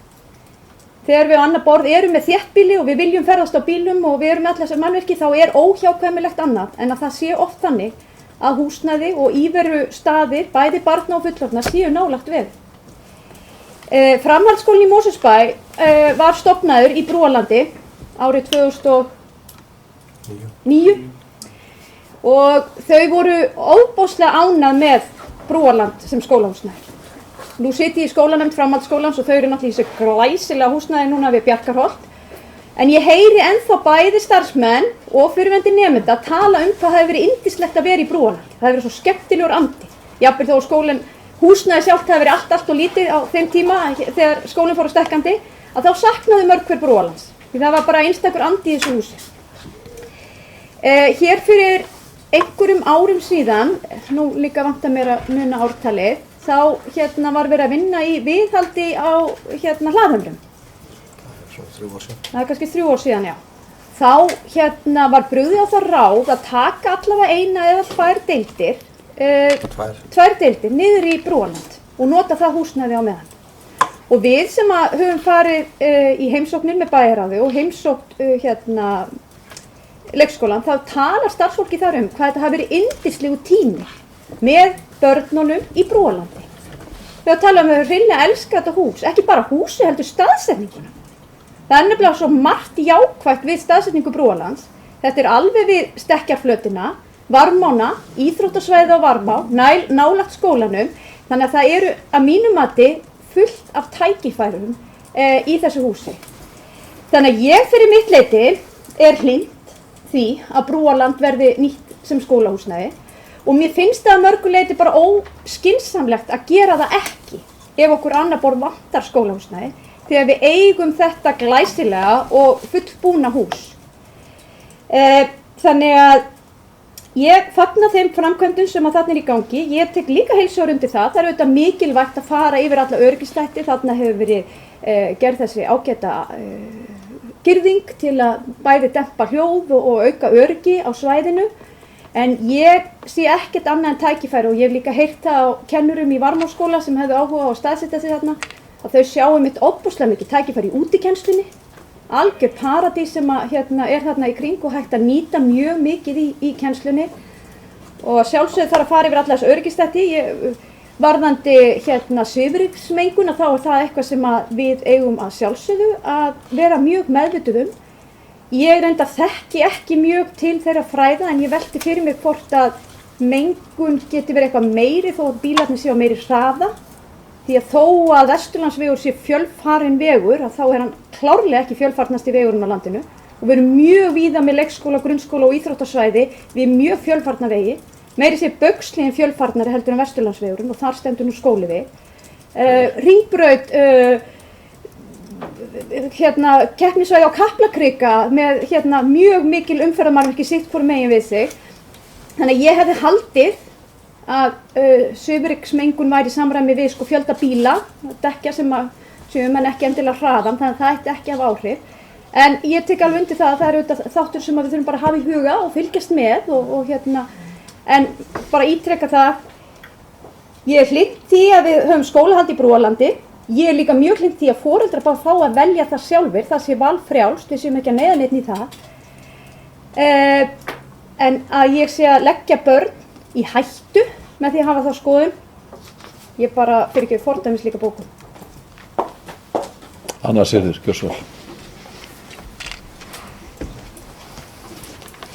Forseti, ég kem upp undir þessu eina máli fræðslunefndar. Áður ég fer efnislið í það, þá langar mig, ég þarf að játa það að ég var ekki á þessum fundi, ég syns ég fulltrúi í fræðslunefnd. Ég gat ekki setið þennan fund og atvik höfuði því þannig að ég gat ekki boðað varamann. En þá vil ég líka halda því til haga að þessi fundur var haldinn á óhefðbundnum tíma. Hann var ekki á venjulegum fundatíma og ég vil bara segja það hér að mér finnst eðlilegt allavega í þessum stóru nefndir sem hafa fasta fundatíma að fundatíma sé ekki breytt nema mjög ríkar ástæður séu fyrir því og að fundamenn séu upplýstu þá þær ástæður en ég fekk ekki að vita hvers vegna þessum fundi var flýtt. Það er ég búin að koma því frá mér. En þá að efni fundarins.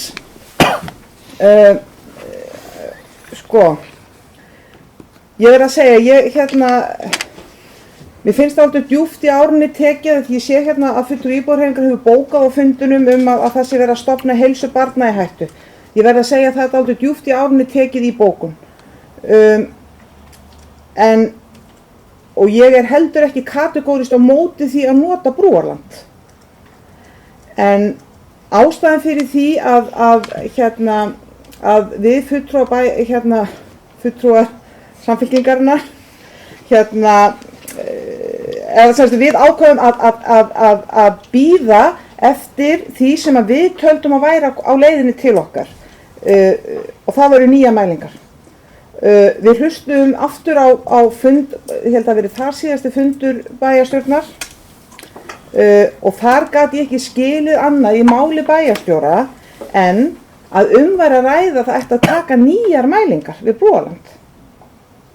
og það getur verið að félagið minn muni bara mínútuna á fundatímanum þar sem við gátum ekki skilið öðruvísi en að við værum að bíða eftir nýjum mælingum og reyndar að hljóðmælingarnar væru komnar og það ætti bara eftir að reikna út úr þeim.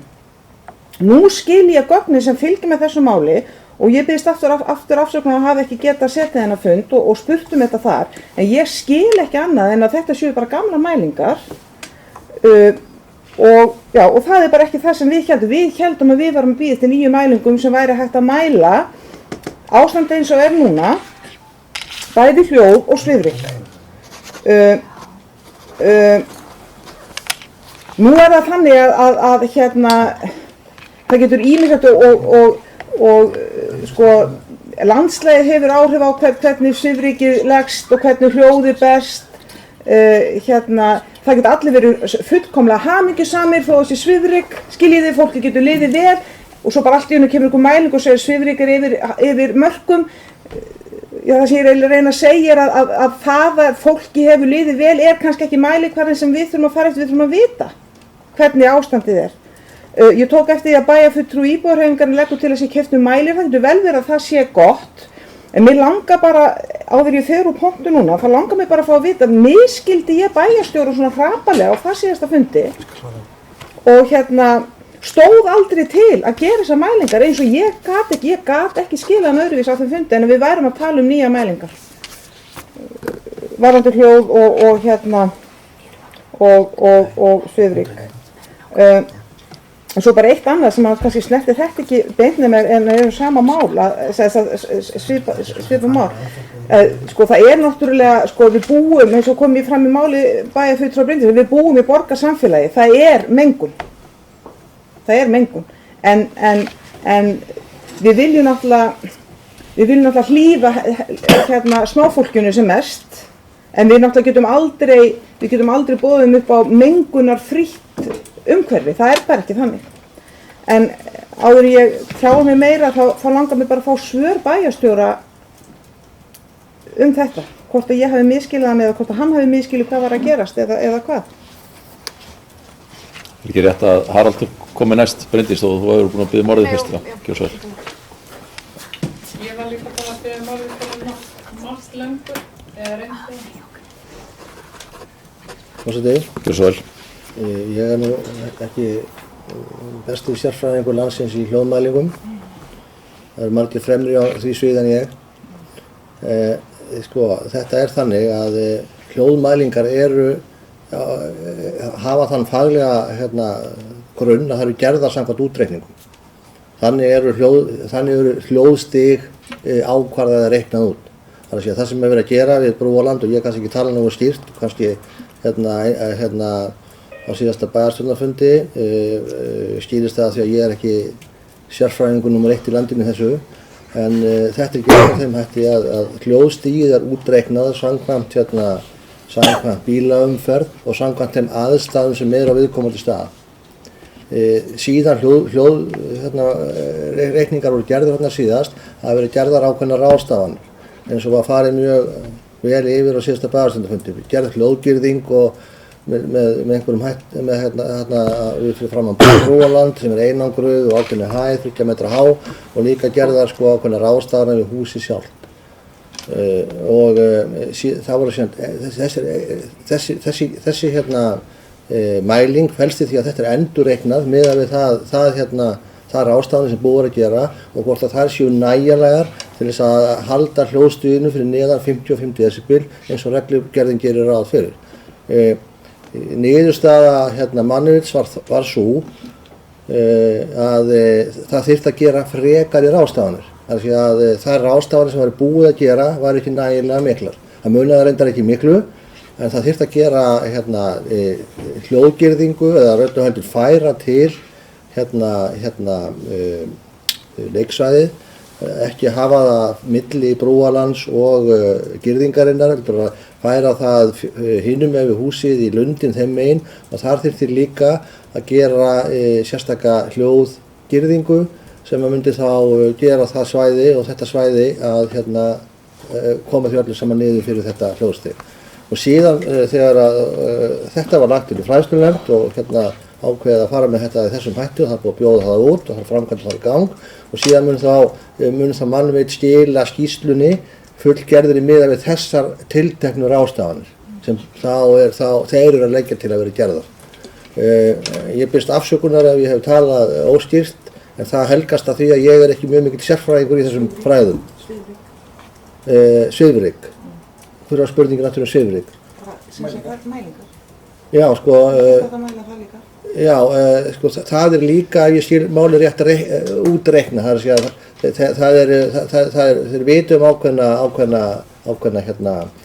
ákveðna bílaumferð sem við þekkjum á þessu vegi og þeir vitum dreifingu svifryksins og með því að fara með leiksvæðið á þennan stað sem þeir leggja til, þá verði mengunin sem er kannski einhverja par daga á ári fyrir neðan þau mörk sem talin eru nægilega fyrir leiksvæði þessari gerð. Þannig það var þess að kemur fram í minnisblaði framkvæmdastjóra umhverfisins og framkvæmdastjóra fræðslusins sem lagt var fyrir fundin. Ég skil málið þannig.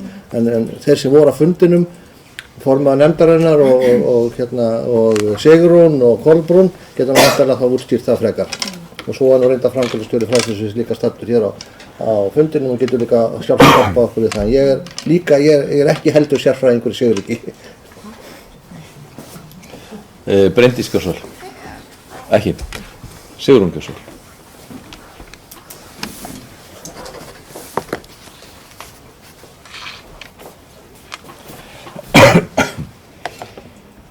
Já, ágæti forseti. Ég var á þessum fundi og fékk mjög greinargóð svör frá Gunnhildi varðandi þessi mál. Það er þannig að það hafi ekki verið gerðar neinar mælingar. Þetta er allt saman byggt á útreikningum og það sem ég einmitt óskaði eftir á þessum fundi var það að fá að sjá þessa skýrslu Mannvits. Ég var fyrir nokkrum vikum búin að skrifa Haraldi og biðja hann að senda mér skýrsluna en ég hef ekki fengið hana enn og veit samkvæmt því sem ég fékk að vita á fundi fræðslunefndar að skýrslan er ekki tilbúin og ástæðan fyrir því er svo að það þurfti að fara út í miklu meiri mótvægisaðgerðir heldur en gert hafi verið ráð fyrir. Það var alltaf mikill hávaði, það var alltaf mikil mengun á skólalóðinni þannig að nú er búið að færa skólalóðina svona aftur fyrir húsi þannig og það á að byggja í kringum þessa lóð risastóra girðingu sem að verður 3-4 metra á hæð og þar eiga börnina að leika sér og ástæðan fyrir því er einfaldlega svo að Mannvit komst að þeirri niðurstöðu að þetta eins og þetta væri það væri ekki hægt að vera hérna með skólahald. Mér langar líka að minna á það sem að ég sagði daginn þegar ég fór yfir það lagaumhverfi sem að við búum við þegar að kemur að barnaskólum. Börn eru til dæmis miklu viðkvæmari fyrir mengun og hávaða heldur en fullorðnir. Þannig að sko það er til þess ætlast og það stendur í einhverja af þessum reglugerðum að hljóðstigið þarf allavega að fara undir 55 desibel þar sem börn eru. Það er hávaða viðmiði. En síðan náttúrulega þetta er svona jafngildis mæling á hljóðstigi og hún gildir yfir heilan sólarhring. Það er náttúrulega mestur hávaði á daginn í skólum og það mestur hávaði frá umferð á daginn á meðan á skóladegi stendur. Þannig að við þurfum að gaumgæfa þetta mál mjög vel. Þannig er verið að fara út í rándýrar mótvægisaðgerðir til þess að hefja þarna skólahald. Þetta er versta lóð í bænum fyrir barnaskóla að mínu mati. Það er ekki hægt að hugsa sér verri lóð fyrir barnaskóla en Brúaland. Mér þykir að leitt að þurfa að segja það. Ég skil að sveitarfélagið er í ákveðinni neyð út af því að það vantar að hér er íbúum að fjölga og það vantar skólahúsnæði og við erum margoft búin að fara í gegnum það af hverju í óskupunum Mosfellsbær er staddur á þessum stað, af hverju voru ekki gerðar áætlanir uppbyggingu skólamannvirkja eins og átt að gera. Það lá fyrir að hér yrði stór aukin íbúafjölgun en það var ekki, það hreyfði hins vegar ekki við meiri hluta VFD-lista. Þeir allavega fóru ekki í það verkefni að fyrirbyggja þennan vanda sem að við núna stöndum frammi fyrir. En enga síður eiga börnin ætíð að njóta vafans og þess vegna er ég með þessar athugasemdir við þetta. Mér finnst líka ekki boðlegt að við séum ekki búin að fá skýrsluna í hendur, við erum að skýrsluna í hendur og mér finnst ekki boðlegt að við vitum ekki hvað þetta kostar og svo framvegis. Mér finnst þetta mál ekki vera komið á það stig að hægt sé eitthvað að taka ákvörðun skólahald í Brúalandi. Skólinn er heldur ekki komið með starfsleyfi og það er náttúrulega grundvallaratriði að það er ekki hægt að hefja skólahald þarna nema að fyrir liggi starfsleyfi. Allir sem að ég haf rætt við þetta mál eru mér algjörlega sammála að þetta sé mjög óheppilegur kostur fyrir skóla. Og ég myndist það áðan, það er mjög sérstakt landslagana, rútubílaumferð til dæmis hefur stóraukist þjóðvegi landsins vegna fjölgunar ferðamanna. Þarna koma rúturnar niður og þungaflutningarbílarnir koma þarna niður, þeir fara niður væntanlega á bremsunni og svo þurfum við að gefa í til þess að komast upp brekkuna hinum megin. Þannig að þarna eru kjör aðstæður fyrir mikla svifryksmengun og það þarf að huga svona hlutum og þess vegna er íbúahreyfingin að leggja hér til að það verði sett upp mælistöð til þess að ganga og skugga hvort að þetta sé öruggt umhverfi fyrir börn eða ekki. Og ég vil taka það fram að ég hélt því ekki fram að það yrði þarna of mikil mengun. Ég sagði það er hægt á því og það stendur í minni bókun. Haraldur Gusol.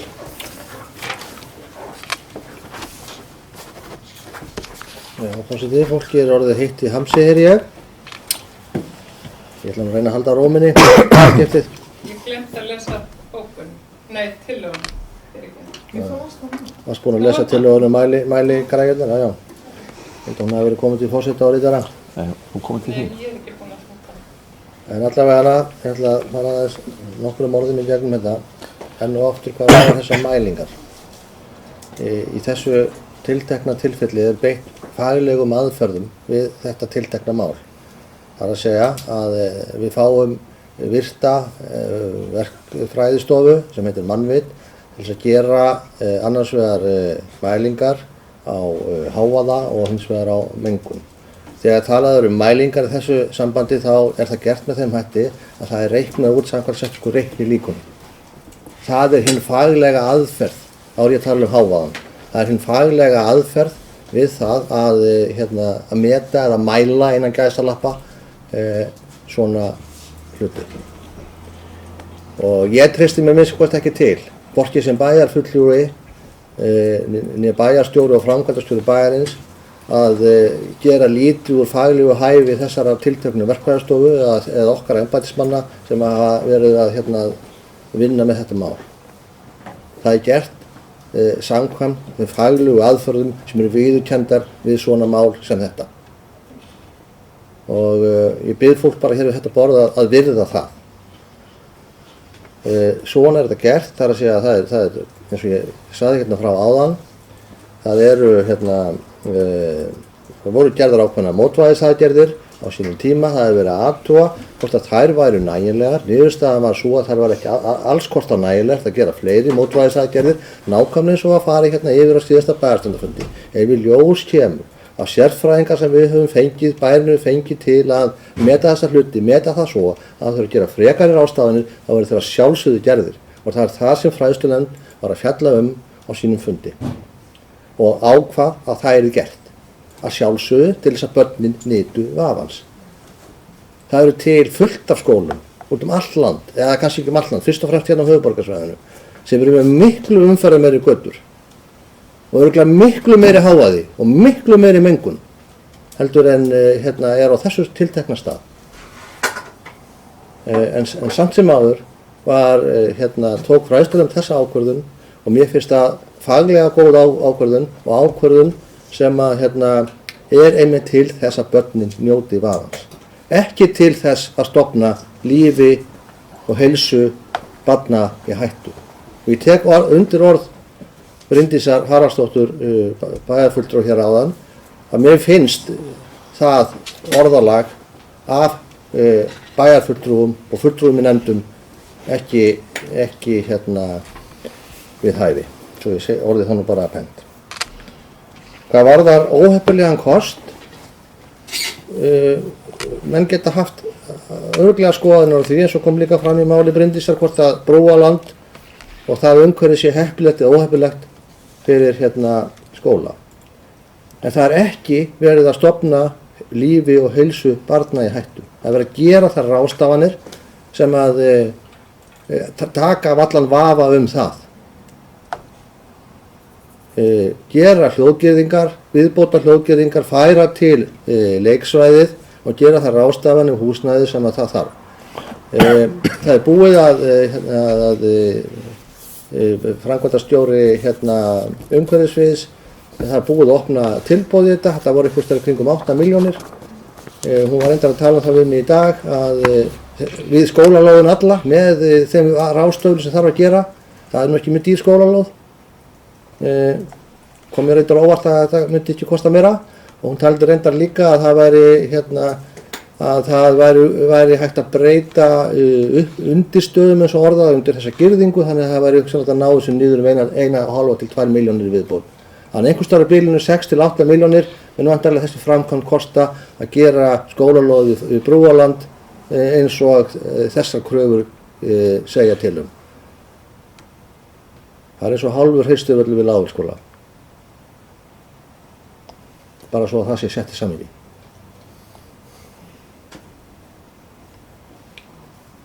Starfsleyfi fæst ekki fyrir að búið að gera það ráðstafanir sem að tilteknar eru í þessum skýrslum. Og það verður sótt það þegar þeim framkvæmdum er lokið, að sjálfsögðu, eins og til á að gera með slíkar framkvæmdir.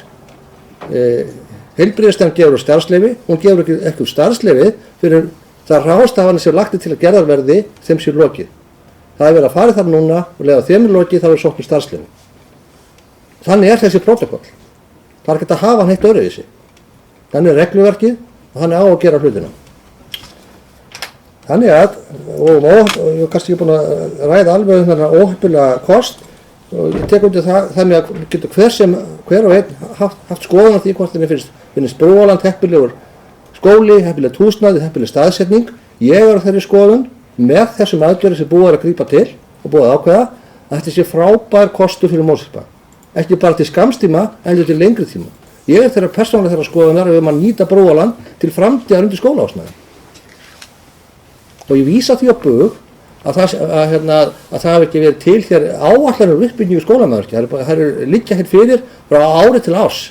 Þeim er hins vegar breytt og það eru endurskoðaðar miðað við það sem gerist hér í bæjarfélaginu og sem í öðrum bæjarfélagum á hverjum tíma. Þannig að ég er ánægður með þessa ákvörðun og tel að hún sé Mosfellsbæ til heilla. Er tillagan komin? Geti ég fengið hana til þess að Ólafur Ingi, kjörsvall.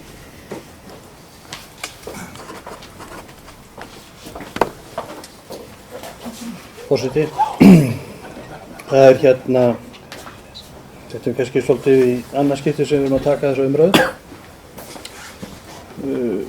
Þetta upphóst á bæjarstjórnarfundi hér 30. mars, að þá undir liðnum, ef ég man rétt að þá hét hann eitthvað í þáttina, útboð á framkvæmdu við leikskóla lóð á Brúalandi, eitthvað slíkt. Og sá liður snýrist eingöngu í umræður hvernig þau gæði sem að bæði loftgæði og hljóðgæði sem eru í Brúalandi. Nú, ég ætla svo sem ekkert að vera að blanda mér þetta deilu hversu heppilegt Brúalandi er sem skólahúsnæði. Ég heyri það að þar er fólk og hef svo sem ekkert til þess að byggja þar á. Ég hef aldrei komið inn í húsið.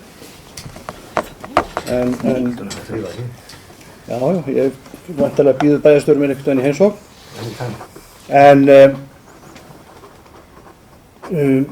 þegar þessu umræða var á 668. fundi bæjarstjórnar síðast, að þá var ákveðin ástæða fyrir því að við bæjarfulltrúar Samfylkingarinnar héldum okkur til hlés þegar að deilu stóðu sem hæst þessi mengunarmál. Og það var einmitt út á orðum bæjarstjóra sem að ég held að, já, hann segir allavega að við höfum þá mjög skýran að hann ekki tala nógu skýrt, en þá talaði hann að það væri verið að gera nýja mælingar. Og ég ætla kannski ekki að fara að segja þá orðrétt upp, en síðan endurtók hann aftur síðar og sagði það að mælingarnar eru gerðar í framhaldi af þeim mótvægisaðgerðum sem er verið að gera. Ég er bara að skora bæjarstjóra að hlusta á það. Ég er búinn að svara því, Ólafur. Já, þú getur hlusta á það samt. Þetta er orðanótkun kannski. Já, en mér finnst allavega að það er ástæða fyrir því að við vorum ekki að blanda okkur í umræðan á því stíi. Við biðum eftir því að þessar mælingar myndu koma fram.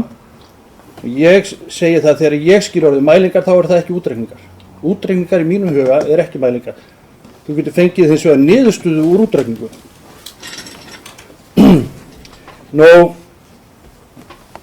Nú er ég ekki sérfræðingur frekar Haraldur í hljóðmengun eða svifryksmengun og kann ekki einu sinni að reikna það út heldur. En ég hins vegar gerði mig ferð, og ég hef ekki farið inn í húsnæði Brúaland, þá gerði ég mig ferð þarna niður og aðeins að kíkja á aðstæður, bæði í gær og í dag. Og það sem kom mér á óvart, og þetta er náttúrulega bara mín tilfinning og þetta er ekki neina mælingar, er það hvað háaðan af veginum er mikill. Og það sem maður tekur eftir, og bæjarfulltrúi Sigrún benti hér á, og það eru þarna ákveðnar aðstæður. Það er þarna brött brekka upp á við eftir hringtorgið. Og það er umferð náttúrulega gengur þær niður og það er náttúrulega hemla bílar. En svo tekur maður eftir því að umferðin er mjög þung og það tekur maður sérstaklega eftir því þegar stóri bílar fara þarna og ég tók sérstaklega eftir þessi stærri bílar. Það er mjög mikill hávaði þegar þau fara upp brekkuna. Það getur vel verið að það sé innan marka, ég bara veit það ekki. En ég myndi vilja sjá konkrétt mælingar sem mældu þetta og segðu mér þetta nákvæmlega. Í svona vettvangsskoðun er náttúrulega engin séns á því að maður skynji mengun hvað hún er mikil. En ég held hins vegar að það sé örugglega rétt með því að færa leiksvæðið norðan við Brúaland skólans, að þá sé það örugglega til mikill að bóta.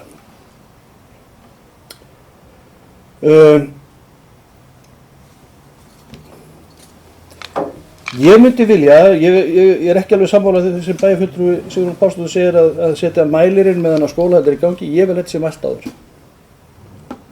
Mér finnst það að þetta sé það mikið í húfi, hversu góða tilfinningu sem við höfum fyrir húsnæðin og staðnum og allt það. Þarna verða lítil börn, unga börn, okkar yngstu nemendur ef ég skil þetta rétt. Og mér finnst bara að það sé allt í lagi ef að það kostar ekki þeim meira að gera þarna bara alvöru mælingar. Takk fyrir. Bryndís. Já, forseti, ég ætla aðeins að fá að koma inn í þessa umræðu varðandi mælingarnar og ekki þó þannig að ég telji mig vera neitt sérfræðing frekar en aðri sem hér hafi talað hljóðmælingar. En ég var nú reyndar ekki viðstödd þennan ágæta bæjarstjórnarfund sem að mikið er rætt hér og þetta var rætt síðast á. En ég hef þó tekið nokkru sinnum umræðu hérna hljóðvist og hérna hljóðkort, hljóðútreikninga og hljóðmælingar á vettvangi skipulagsnefndar. Og ég veit að þið voruð að ræða það á þessum fundi, voruð að ræða hérna ákveð hljóðkort sem var unnið hér fyrir einhverjum árum síðan varðandi Vesturlandsveginn. Og þetta var meira unnið út frá einhverju Evróputilskipun alla vegi sem hafði eitthvað ákveðið mikla umferð og þá átt að gera svona hljóðkort. Þetta eru faglegir útreikningar og við höfum oft rætt þetta þegar verið að kvarta yfir hljóðstigi eða fólk vill fá manir og annað við hérna framkvæmdastjóra umhverfissvið, sko, er ekki bara hægt að fara að mæla. Gallinn við það að fara að mæla hérna hljóðstigi að þú ert bara með punktmælingu þá. Og það er ástæðan fyrir því að nota hljóðútreikningar, því aðstæður eru svo mismunandi. Það er meiri hávaða rigning eða hálka og annað þess háttar. Það hefur líka, það er alveg rétt, það hefur auðvitað áhrif sko hvernig bílar og það að það séu þungaflutningar, það hefur einhver áhrif. Hérna, bæjarfulltrúi Sigrún Pálsdóttir nefndi hérna rútur, jú, það er auðvitað mjög mikið af rútum, en í hérna Hafnarfirði er það nú allir ferðamenn sem koma til landsins, keyra nú Reykjanesbrautina, fram hjá skóla og íþróttasvæði hérna Hafnfirðinga. Ekki allir útlendingar komið til landsins, ok, það kann að vera einhverju verði eftir þarna á hérna Reykjanestánni, en allavega langflestir keyra þessa leið til að komast inn á höfuðborgarsvæðið. Það var rætt hérna sko hljóðstigið, við erum með ákvörðun hjá okkur með einhverja samþykkt að við stefnum að því að hérna í íbúðarhverfum sé hljóðstigið ekki fyrir ofan 55 decibel, þó að reglugerð gerir ráð fyrir 65 decibelum. Það er talað einhvers staðar fann ég hérna að það er 30 decibel innan hús í íbúðarhúsnæði, kennslu og sjúkrahúsnæði. Ég geri ráð fyrir því að þetta húsnæði uppfylli þessi skilyrði, annars værum við bara ekki komin svona langt í þessar umræðu sem við fórum inn á áðan. Þetta var bæði nýtt sem framhaldsskóli á sínu tíma og þetta hefur verið nýtt líka sem leikskóli og var náttúrulega nýtt sem skólahúsnæði hérna frá því einhvern tíma í eldgamla daga. En umferðin hefur aukist og allt það, en ég treysti því að svo sé og ég trúi nú ekki öðru en að það að vera að ræða þessa skýrslu Mannvits og þessa vinnu þeirra að hún komi fram mjög fljótt og þau séu að klára þessa vinnu og þannig ég held að við vera talandi öll sem engir sérfræðingar er samt að tala alveg rosalega mikið hljóðmælingar, hljóðkort og hljóðútreikninga. Ég held að við ætlum nú kannski bara að treysta fagaðalinu fyrir því og við fáum þetta fram mjög fljótlega. En ég ætla bara að ítreka það sem ég sagði hérna áðan. Mér finnst þetta fallegt húsnæði og mér finnst mjög margir kostir við staðsetningu húsnæðisins. Auðvitað tek ég alveg undir það er ókostur að það standi við Vesturlandsveginn. En það eru aðrir mjög margir kostir líka og í því felast ákveðin tækifæri. Þannig að ég held að það getur verið mjög spennandi og ég held að þetta þróa spennandi skólastarf í þessu húsnæði og á þessu svæði. Og ég vona svo innilega að þeir kennarar sem að þarna muni hefja störf nýti sér þetta frábæra umhverfi sem að er allt í kringum Brúaland til útikennslu því þarna eru svo sannarlega tækifæri hvað það varðar. Það má kannski minna á það svona, til upplýsingar að þegar við Bjarki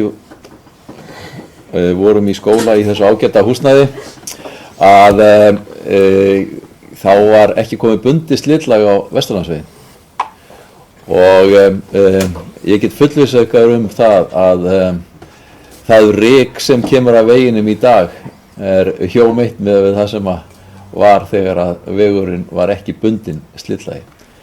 En þetta er nú kannski útúr, en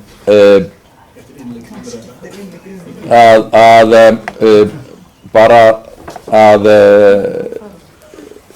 minna á það að þessi lausn sem að er verið að stilla upp hérna á landmótun hefur stillt upp gerir ráð fyrir 3 metra háum vegg á báðum hliðum þessa leiksvæðis og aðeins í þá átt sem að snýr í áttina að Varmá, þar er rimlagilinn.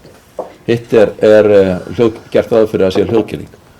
Og ég bara rétt að halda því til haga af því að við erum ekki með þessa teikningu uppi við og í þessu minnisblaði sem að fylgir þessu máli að þar fjallað dreifingu svifryks út frá umferðaræð sem þessari og hljóðvistastigið og vegna landslagsaðstæðna af því að þá sem sagt og þess hljóð sem að berst annars vegar úr Hlégarðsbrekkunni og hins vegar úr Ullanisbrekkunni, þá lagt til að þessir veggir séu settir með hliðum leiksvæðisins og það orðið grundvallar breyting á þessu leiksvæði við það að færa það hinum megin við húsið og í raun og veru það enn komið ekki bara hinum megin við húsið heldur aðalsvæðið komið enn lengra frá veginum en ella eins og þessi mynd sýnir.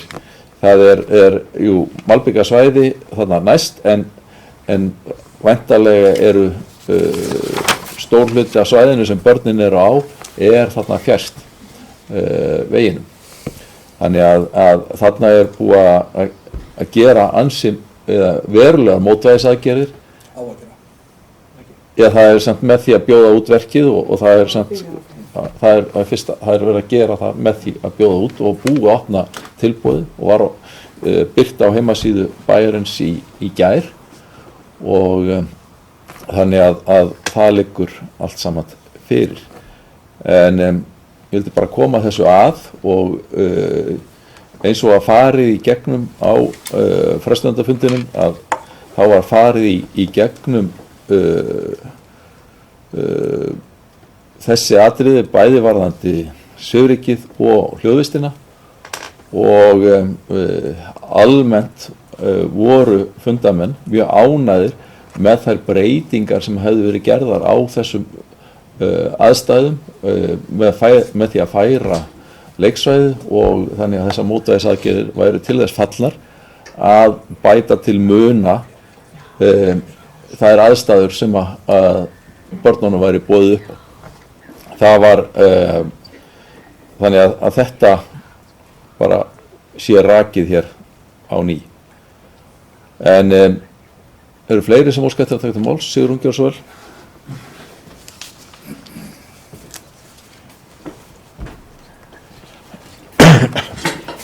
Já.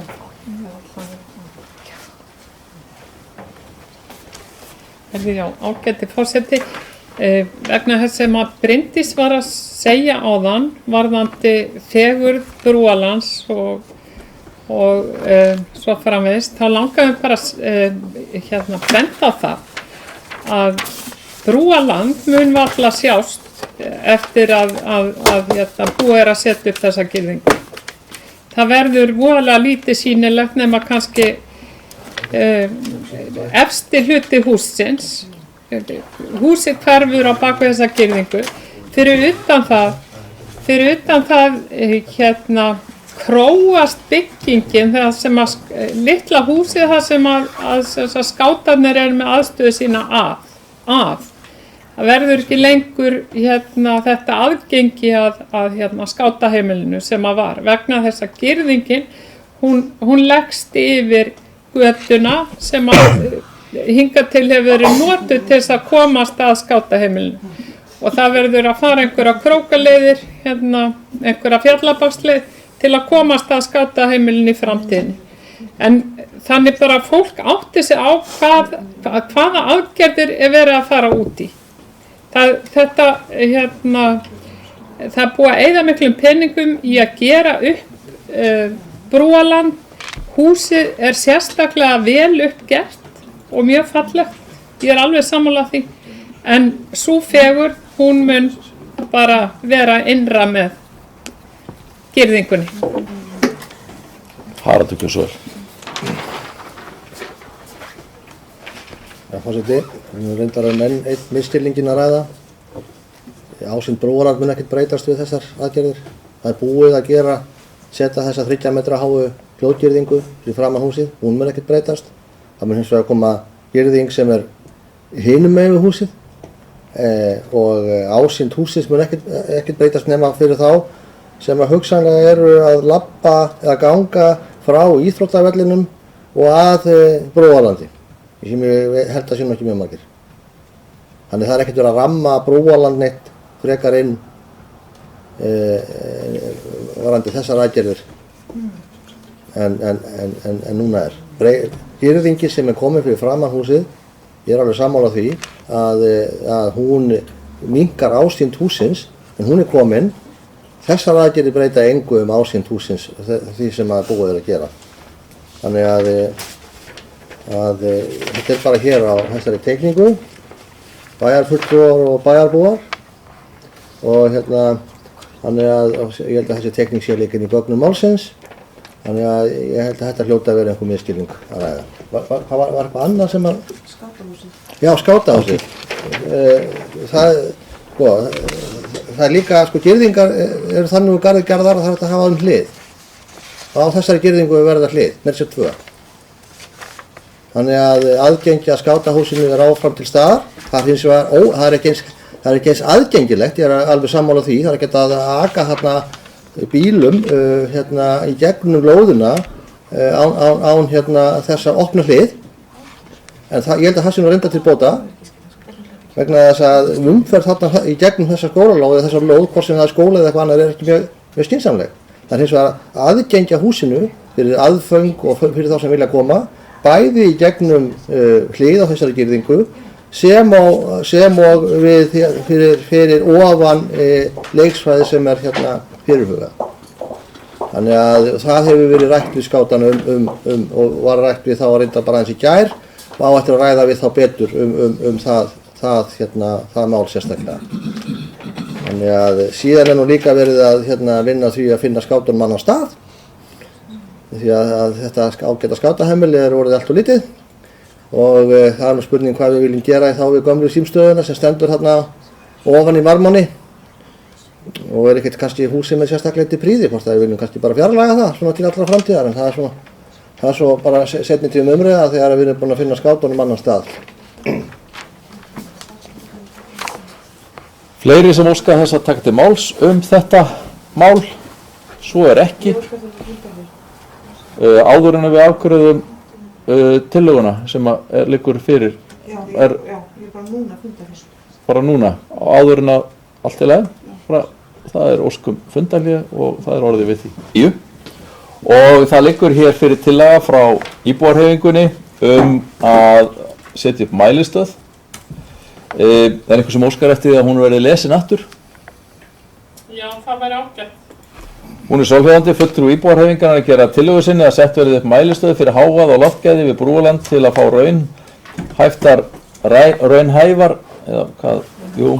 raunhæfar upplýsingar hljóð og loftmengun á skólalóð.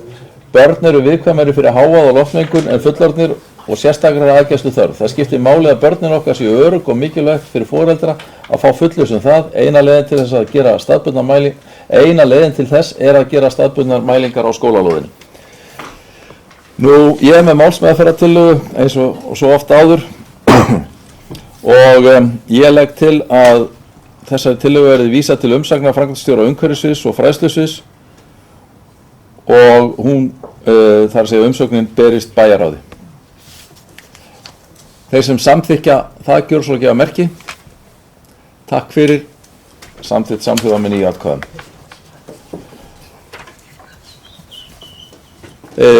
Fleiri sem að æskja þess að taka til máls.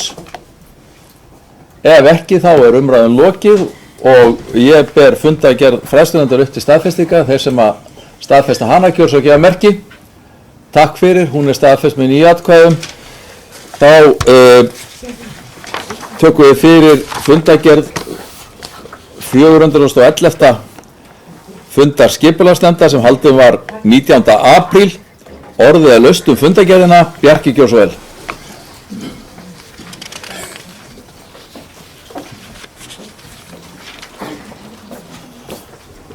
Forseti og kæri bæjarfulltrúar, ég kem hér upp undir máli númer 4 í fundargerð skipulagsnefndar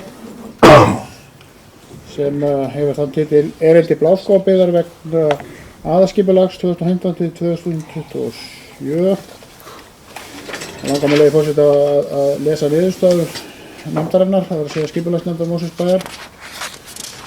Það sem að nefndin bendir á að heiðarland Mosfellsbæjar megin sé skilgreint sem opið svæði og ætlað til útivistar.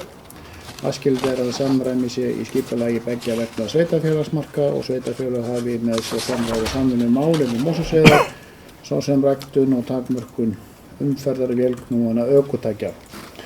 Þetta verður náttúrulega bara sína leið og svona óvíst hvernig þessi máli lyktar hér austur frá, Bláskógabíð hjá okkur nágrannum, en kannski aðalpunkturinn sem ég vil ekki áherslu á er það að horft verða Mosfellsheiði sem eina heild, bæði landfræðilega og jarðfræðilega líka, en eins og er hún í nokkrum sveitarfélögum og það er svona svolítið brýnt að það verði einmitt skoðað að þessi sveitarfélög taki svolítið höndum saman og hvort sem er að ræktun eða verndun, uppgræðslu eða hvað sem það heitir, eða akstur á vélknúnum ökutækjum.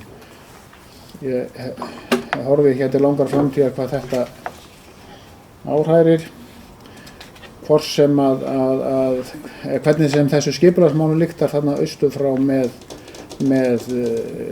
því hvort að þetta verið breytt úr svokölluðu landbúnaðarsvæði.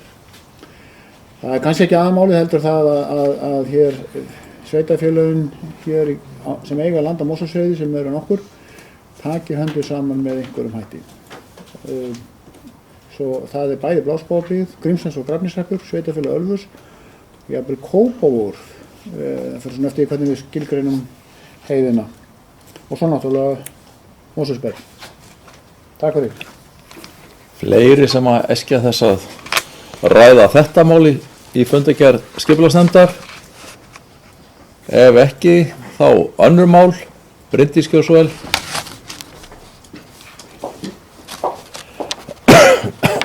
Já, forseti og kæru bæjarfulltrúar, mig langar að taka til máls undir lið nr. 6 sem það heitir upplýsingar um notkun strætisvagna í október 2015.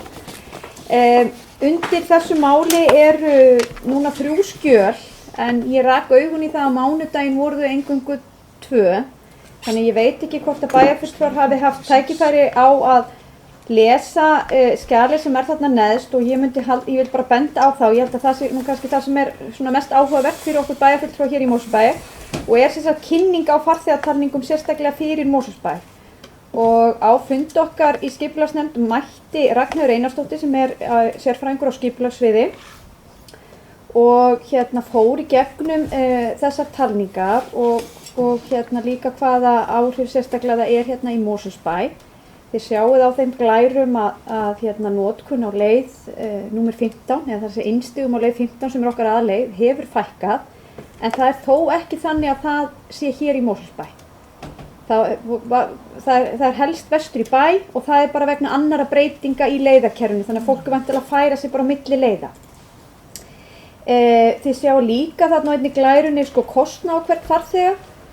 Það er kostnaður á hvern farþega í leið 15 504 krónur og er svona vel ásættanlegt, myndi ég segja. Þið sjáu að margar leiðir þarna fer kostnaðurinn umtalsvert upp. Hæsti kostnaðurinn er 1838 krónur sem er náttúrulega allt of hátt. Enda er það leið sem verið er að leggja niður núna. Og þetta er kannski eitt af því sem við notum einna mest þegar við erum að huga að breytingum í kerfinu. Ef að kostnaður per innstig er svona gríðarlega hár þá að sjálfsögðu þarf að grípa til aðgerða. Það hefur verið góð fjölgun og mér finnst mjög áhugaverð glæra númer 9 sem að sýnir fjölda innstiga reyndar á virkum dögum eftir sveitarfélögum og þetta er samanburður sem að ég hef ekki séð áður. Sett hann svona fram, þannig ég hafði til dæmis ekki áttað mig á því að það væri þarna samdráttur í fjölgun innstiga í Mosfellsbæ á árunum 2013 og 2014 en svo fjölgar þeim aftur núna 11% á árunum 2015 sem er bara mjög jákvætt.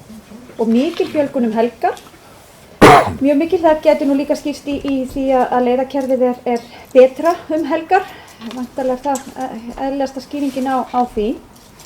En mér langaði bara að benda ykkur bæjarfulltrúum á og út af því að þetta eru stóru mikil gögnan undir að þetta eru kannski, þessar glærur eru það kannski sem að ætti að vera hvað mest spennandi fyrir okkur hér í Mosfellsbæ. Fleiri sem vilja tjá sig þannan 6. lið, Sigrún Gjórsvel.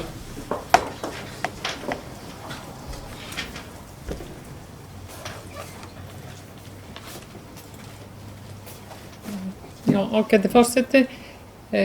Það mjög gott að fá þessar upplýsingar og ánægilegt að sjá að hversu margir nota strætó hérna í Mosó og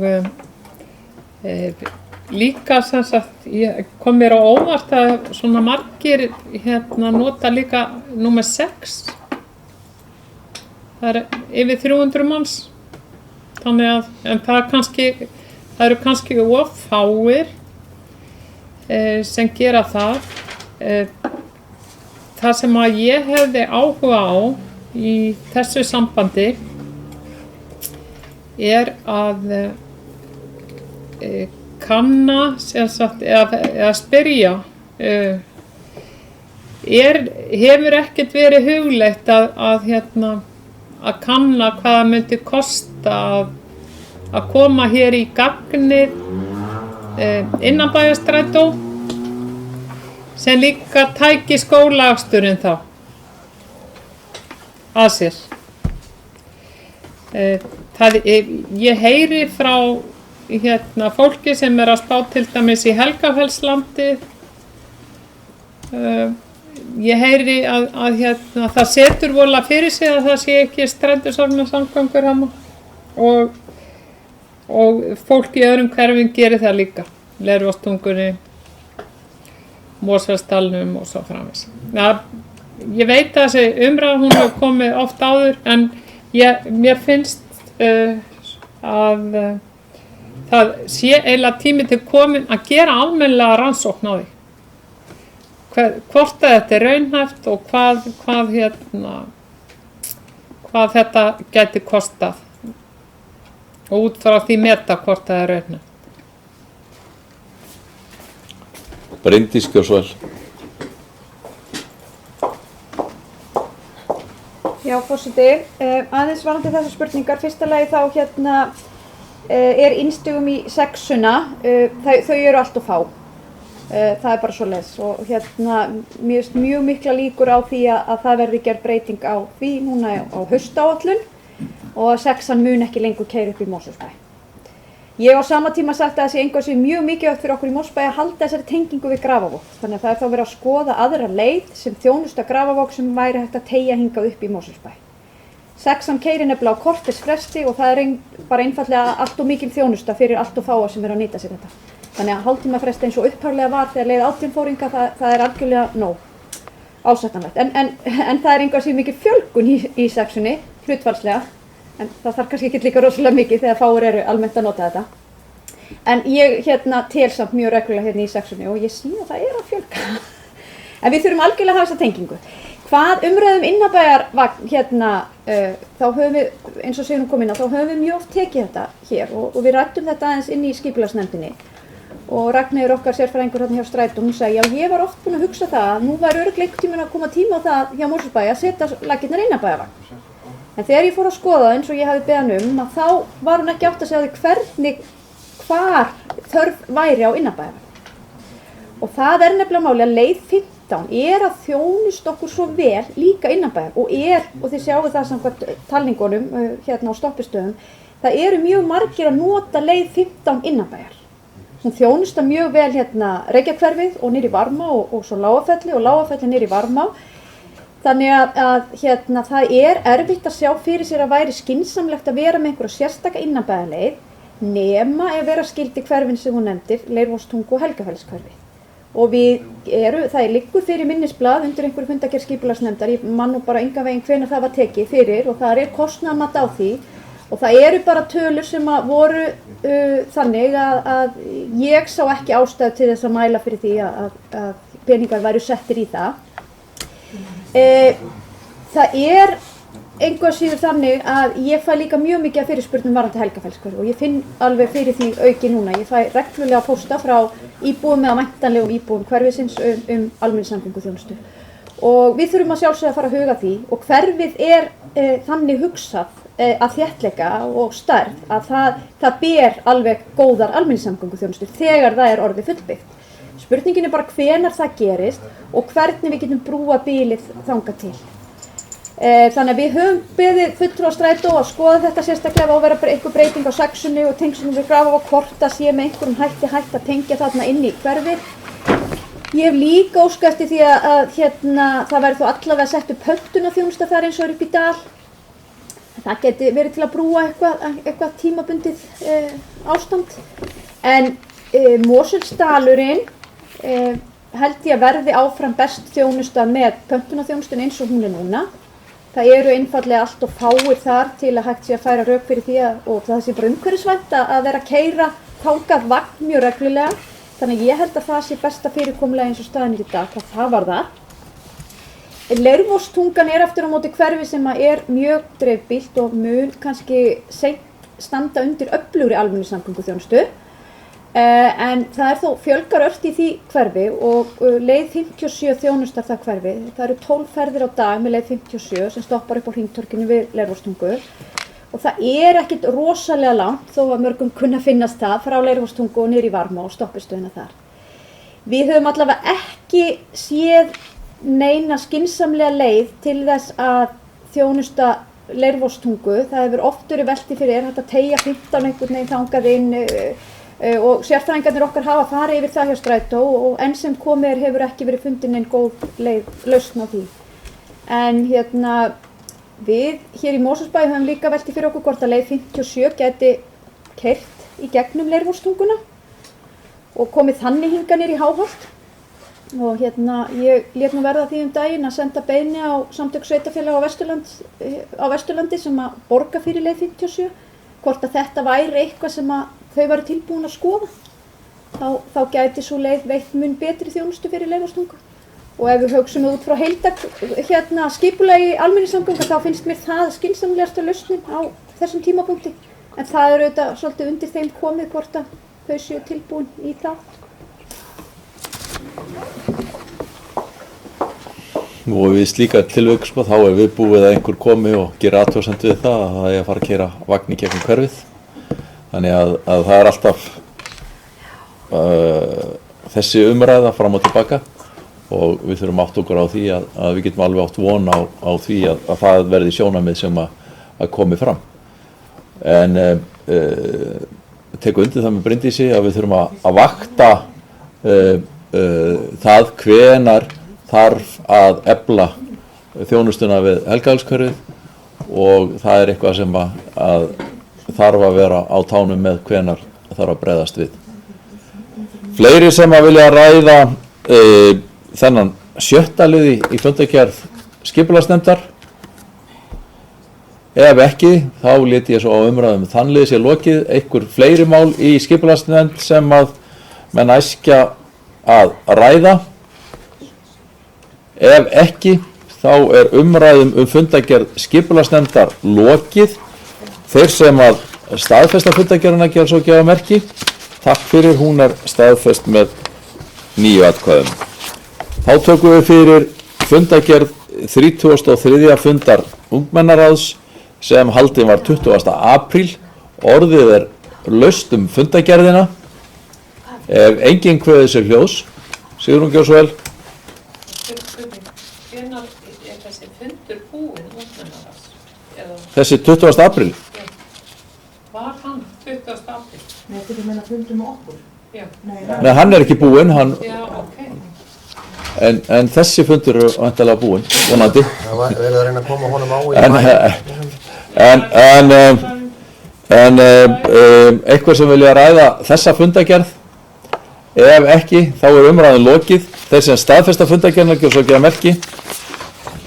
Hún er staðfest með 9 atkvæðum og takk fyrir það.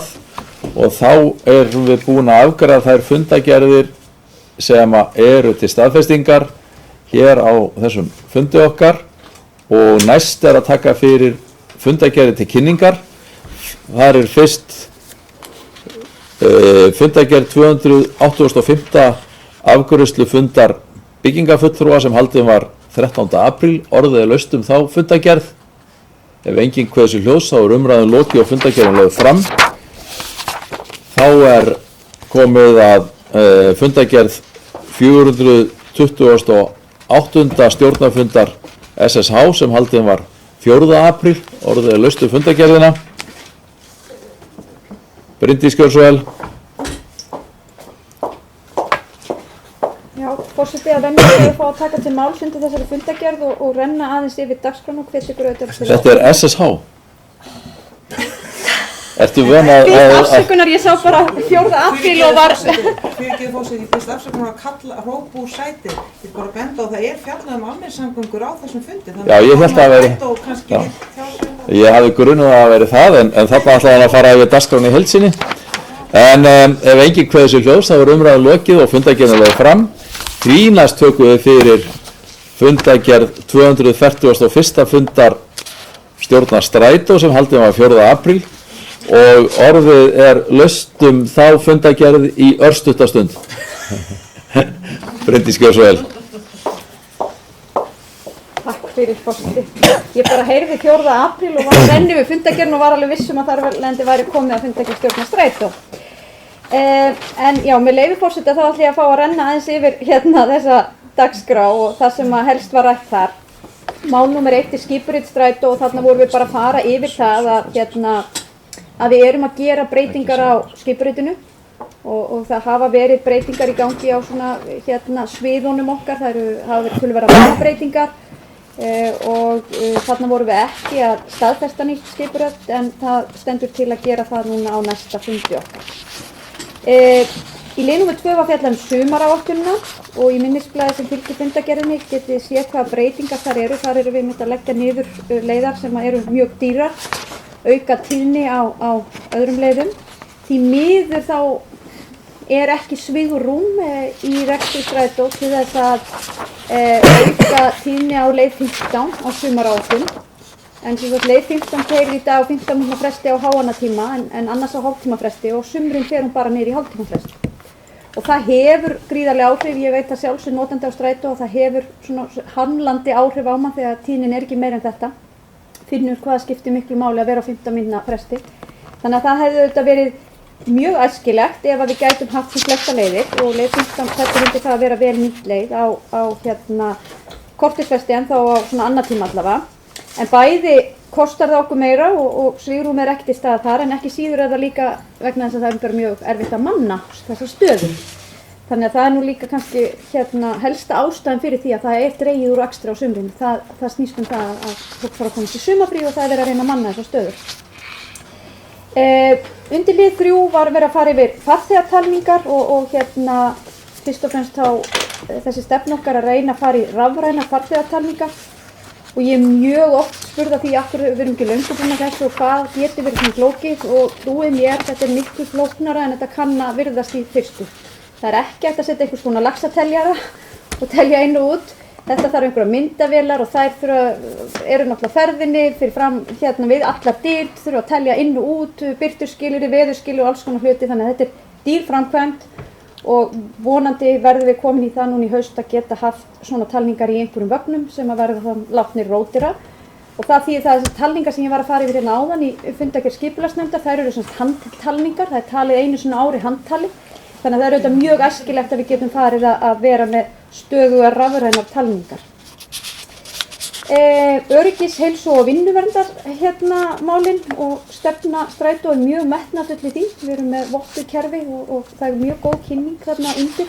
Reyndar líka tekið vel skýrsla í því áskýrslun okkar sem var að koma út og eru á heimasíðu Strætó.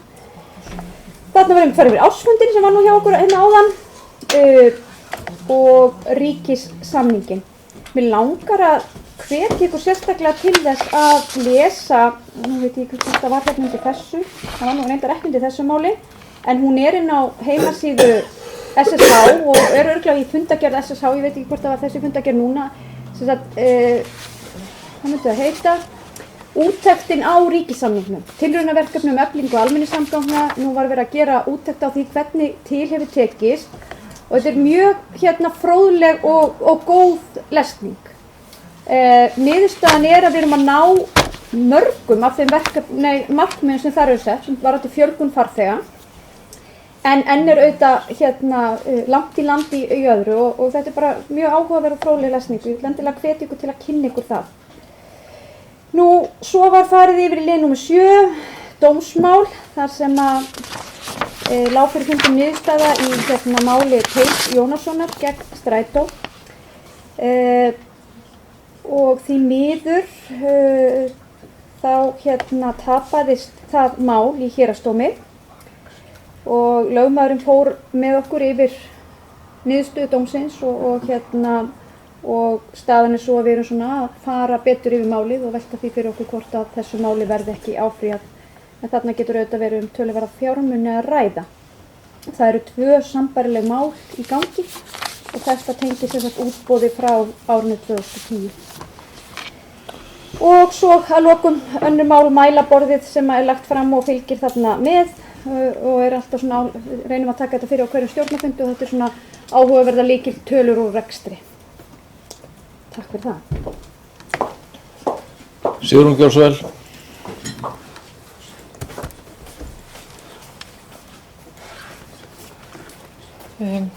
Já, ágæti forseti. Ég var svo óheppin, ég taldi að skýrslan væri undir Strætó fundagerðunum, hans Jarrett Walker. Mætti ég biðja því að segja mér eitthvað aðeins frá henni? Eða, hún nefnilega SSH, málið búið. En getur við ekki rætta bara á eftir þegar þau eru að fara yfir fundagerðina? Allt í fína. Það sko fundagerð sem búin. Það fróðlegt kannski ef að Bryndís inn í þessu. En við tökum það fyrir og eftir, bara utan dagskrár. Það búið að leggja þetta fram og það bara hægt að ræða þá eftir. En fleiri sem áskættir að ræða á þessa fundagerð frá Strætó. Ef ekki þá umræðin loki og hún lagð fram.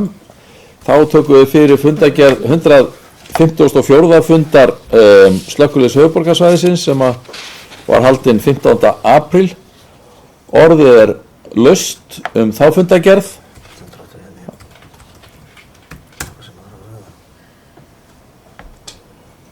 Og það greinilega að það var að fara að byggja nýja slökkvistöð.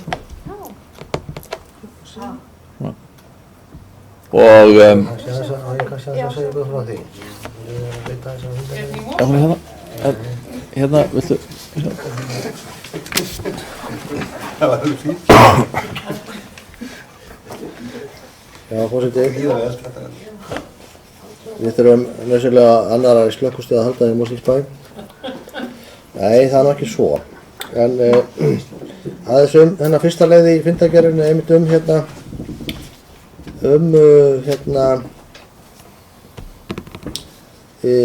lóð fyrir nýja slökkvistöð að þegar að verið var að fara yfir á sínum tíma viðbragðstíma slökkviliðsins og sjúkraflutningaliðsins á höfuðborgarsvæðinu. Þá voru 2 svæði höfuðborgarsvæðisins, urðu 2 svæði höfuðborgarsvæðisins sérstaklega illa úti, ég orða það þannig. Kannski ekki mjög heppilegt orðalag en allavega viðbragðstími þessara aðila var ekki samkvæmt reglum og reglugerð og töluvert frá því. Það annars vegar Mosfellsbær og síðan nýjasti hluti Kópavogs, það að segja sá hluti sem upp við Elliðavatn og Kófrahverfið og það svæði allt saman. Þess vegna var tekin svo ákvörðun í stjórn slökkviliðsins að það þyrfti að koma á 2 nýjum starfsstöðum hjá slökkviliðinu og leggja niður eina. Eina einhvers staðar sem gæti þjónusta þá Mosfellsbæ og þá líka þá nýjar byggðir Reykjavíkur, þar að segja Grafarholt og Úlfarsárdal. Og svo þá sem gæti þá þjónað þessu svæðum í efri byggðum Kópavogs, en þá jafnframt að leggja niður stöðuna við Tunguháls. Það er að segja að það er byggð eða það er settar á stofn hérna 2 nýjar stöðvar og 1 lögð af. Og til þess að setja að leggja á Tunguhálsinn þá þurfti fyrst að fara í stöðina til þess að þjónusta Mosfellsbæ og efri byggðir þá Reykjavík, Úlfarsárdalinn og Grafarholti. Það er búið, sú stöð er komin og varð í Mosfellsbæ, hún er líka alveg geta verið svo sem í Reykjavík en þá einhvers staðar í Báhálssvæðinu eða þar. En gott fyrir okkur að hún er hér og það var vegna þess að við buðum fram þessa lóð undir þá stöð og það var samþykkt í stjórn slökkviliðsins. Og næsta verkefni er þá að finna hérna þá stað fyrir hérna þá aðra slökkvistöð sem þjónusta þessa staði Kópavog og þegar það er búið þá er þetta að loka Tunguhálsinu. Sú vinna er sem sagt í gangi.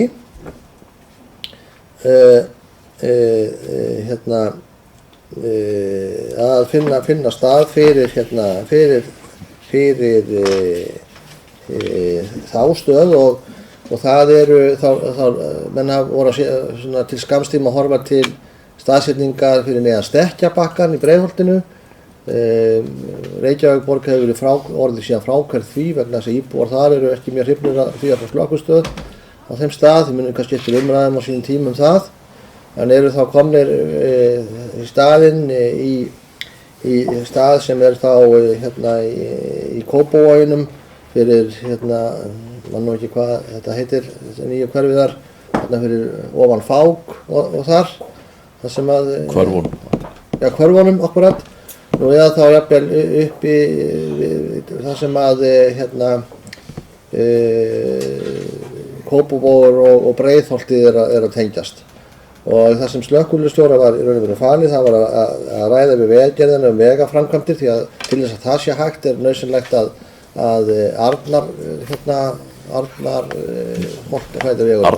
Arnarnesvegur, hvort að hafa forseta sem kannur allar eitthvað sem heiti, Arnarnesvegur verði á veröld til að tengja saman þetta svæði þar og svo líka að kanna það með formlegum hætti hvort það sé tilbúið húsnæði sem var hægt að nýta undir slökkvistöð á einhverju af þessu svæði sem þjóna þessu tilgangi. Því það er náttúrulega augljóslega miklu meira búið að byggja á þessu svæði heldur en hérna á svæðinu hér í Mosfellsbæ. Þar þurfti að byggja hús nýtt því að það var ekki til hús sem gat þjónað þessu, en það geti vel verið að það væri til á þessu svæði. Þannig að þetta tvennt er þá í gangi að koma til þess að fullnægja þessu og þá verður þá annarkvort keypt húsnæði og það er til og þá innréttað sem slökkvistöð eða þá að það er fæst hvergi að byggja þá nýju slökkvistöð á einhverjum af þessum stöðum sem ég nefndi áðan og þegar það er búið þá er hægt að loka Tunguhálsi. En þessi stöð verður ekki eins stór og stöðin sem er hér, hún verður mun minni. En þá á þegar þetta er búið, þess að byggja stöðina hér sem er búið og þetta að þá á að vera búið að dekka allt höfuðborgarsvæðið nokkurn veginn svona ásamtæðari viðbragðstíma slökkviliðs og sjúkraflutningaliðs. Já, það var svona þetta. Þá eru fleiri sem að æskja þessa ræða þessa fundagerð, ef ekki þá er hún lögð fram og að síðustu tökum við fyrir fundagerð 242. fundar stjórnar Strætó sem haldið var 18. apríl og orðið er laustuð þá fundagerð. Er eitthvað sem ætlar að taka til máls? Bryndís, gjör svo vel. Takk fyrir forseti. Ég veit að sumir eru orðnir þreyttir og vildu stundum gjarnan losna við að ég fari hérna upp. En mér langar að, það er ástæða fyrir því að ég fer upp og tala undir fundagerðinni. Því gegnum tíðina þá hefur það oft gerst að ég tel hjá byggðasamlögunum að kjörnir fulltrúar ekki meðvitaður hvað er í gangi hjá byggðasamlögunum.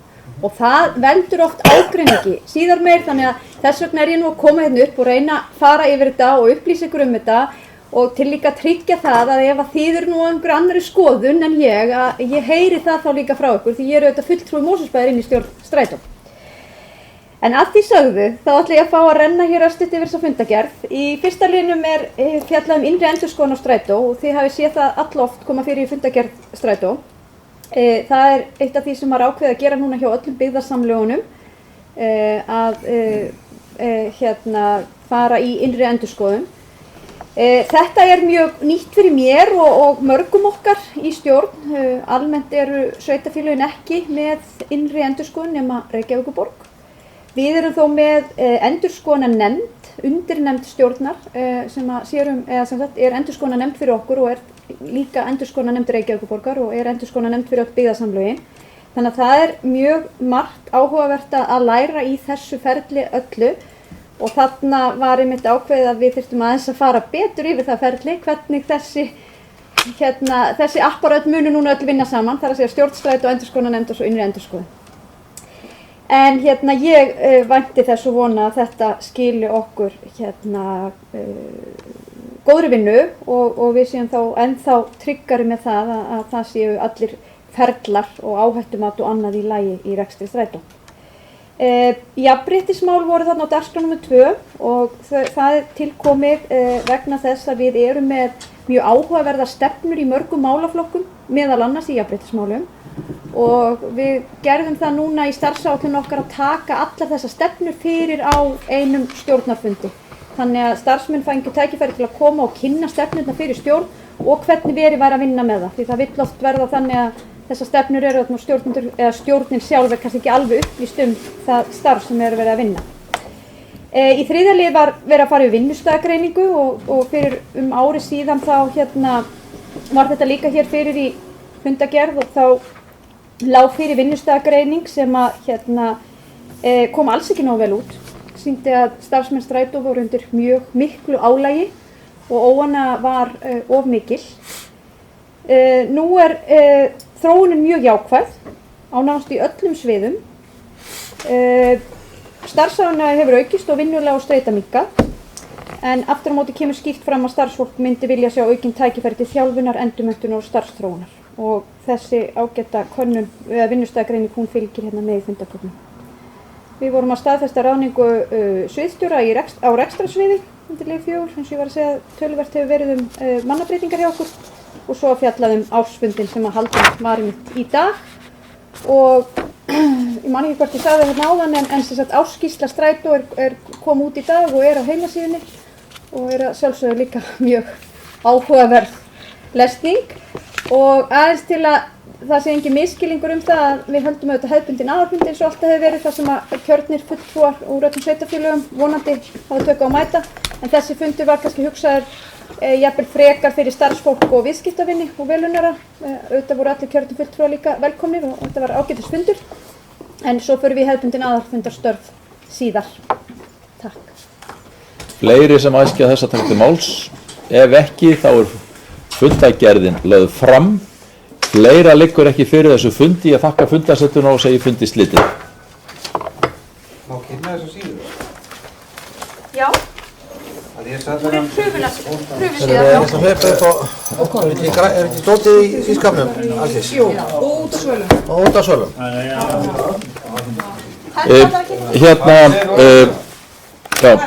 Með hennan Jared eða, nei. Ef þú lest í skýrslunni Jared, þá segir hann leggja niður strætósamgöngur í Mosfellsbæ. Það svona, það borgar sig. Ég heyrðist það svona á hann. Og fyrir auðvitað það hvað þetta smart fyrirtæki, þá ég fyrst mjög framalega í notkun og tækni og alls kyns hlutum. Nú kynnti þarna fundarskjálfi sem jafnveg sér á nattið, það kynnti þessa síðu sem svona notendavæn síða. Hvað að? Hérna getið þið valið bara og sjáu þið síðu sem bara í mótum, verður það áfram. Hérna getið þið séð 15 og 6, það 8. Er þetta ekki saman rauntíma? Jú, hann verður að nota rauntímakortið úr appinu. Heimasíðan okkar náttúrulega orðin ansi gömul núna. Framsetning þarna á að vera miklu notendavæg. Ég er svo flott þessu upplýstum að draga úr þetta að klippjast ekki í þessu bíli. Já. Svo við sáum við samfættum við tímana sem að tengja saman tafið flott. Og líka þess að það voru kynnavarandi ferðarþjónustu fatlara, maður bara svona já flott, þú veist. þeir gefa sér 10 mínútur í, þú veist, frávik, en svo nákvæmlega, þú veist, hversu mörg frávik eru 5 mínútur frá því, 10 mínútur frá því, 15 mínútur frá því. Þú veist, hlutvöldin eru að batna, þeir eru að ná árangri, þeir eru svona jákvæmt. Það breytir því ekki að það er ekki til appi en að sína. Já, það er eitthvað sem þú eru að taka á með þínu vinnri manni. Heyrðu, en Sigrún, það sem varst að spyrja maður þetta væri svona stutta Hallsson útgáfan hérna. Ég heyrði það. Sko, en þetta er það sem verður umræðan auðvitað hjá okkur, að það er talað að við séum að smyrja allt og þunnt. Það er að segja að við erum náttúrulega búin að stækka svo mikið og við erum að reyna að veita almenningssamgönguþjónustu á öllu svæðinu og þar lendi verðum bara léleg. Við getum ekki veitt góða þjónustu. Þannig að hann er auðvitað að tala það og það er auðvitað markmiðin okkar að flytja massan, það sem massin býr og þangað sem massin er að fara. Og það er í rauninni kannski bara grunnurinn af þessu sko, sem við erum með í svæðisskipulaginu. Í strætó ættum bara að þróa okkur í það að fara að horfa kannski á stofnvegakerfi okkar svolítið eins og línurnar eru í svæðisskipulaginu sem tengir miðbæjarkjarnana.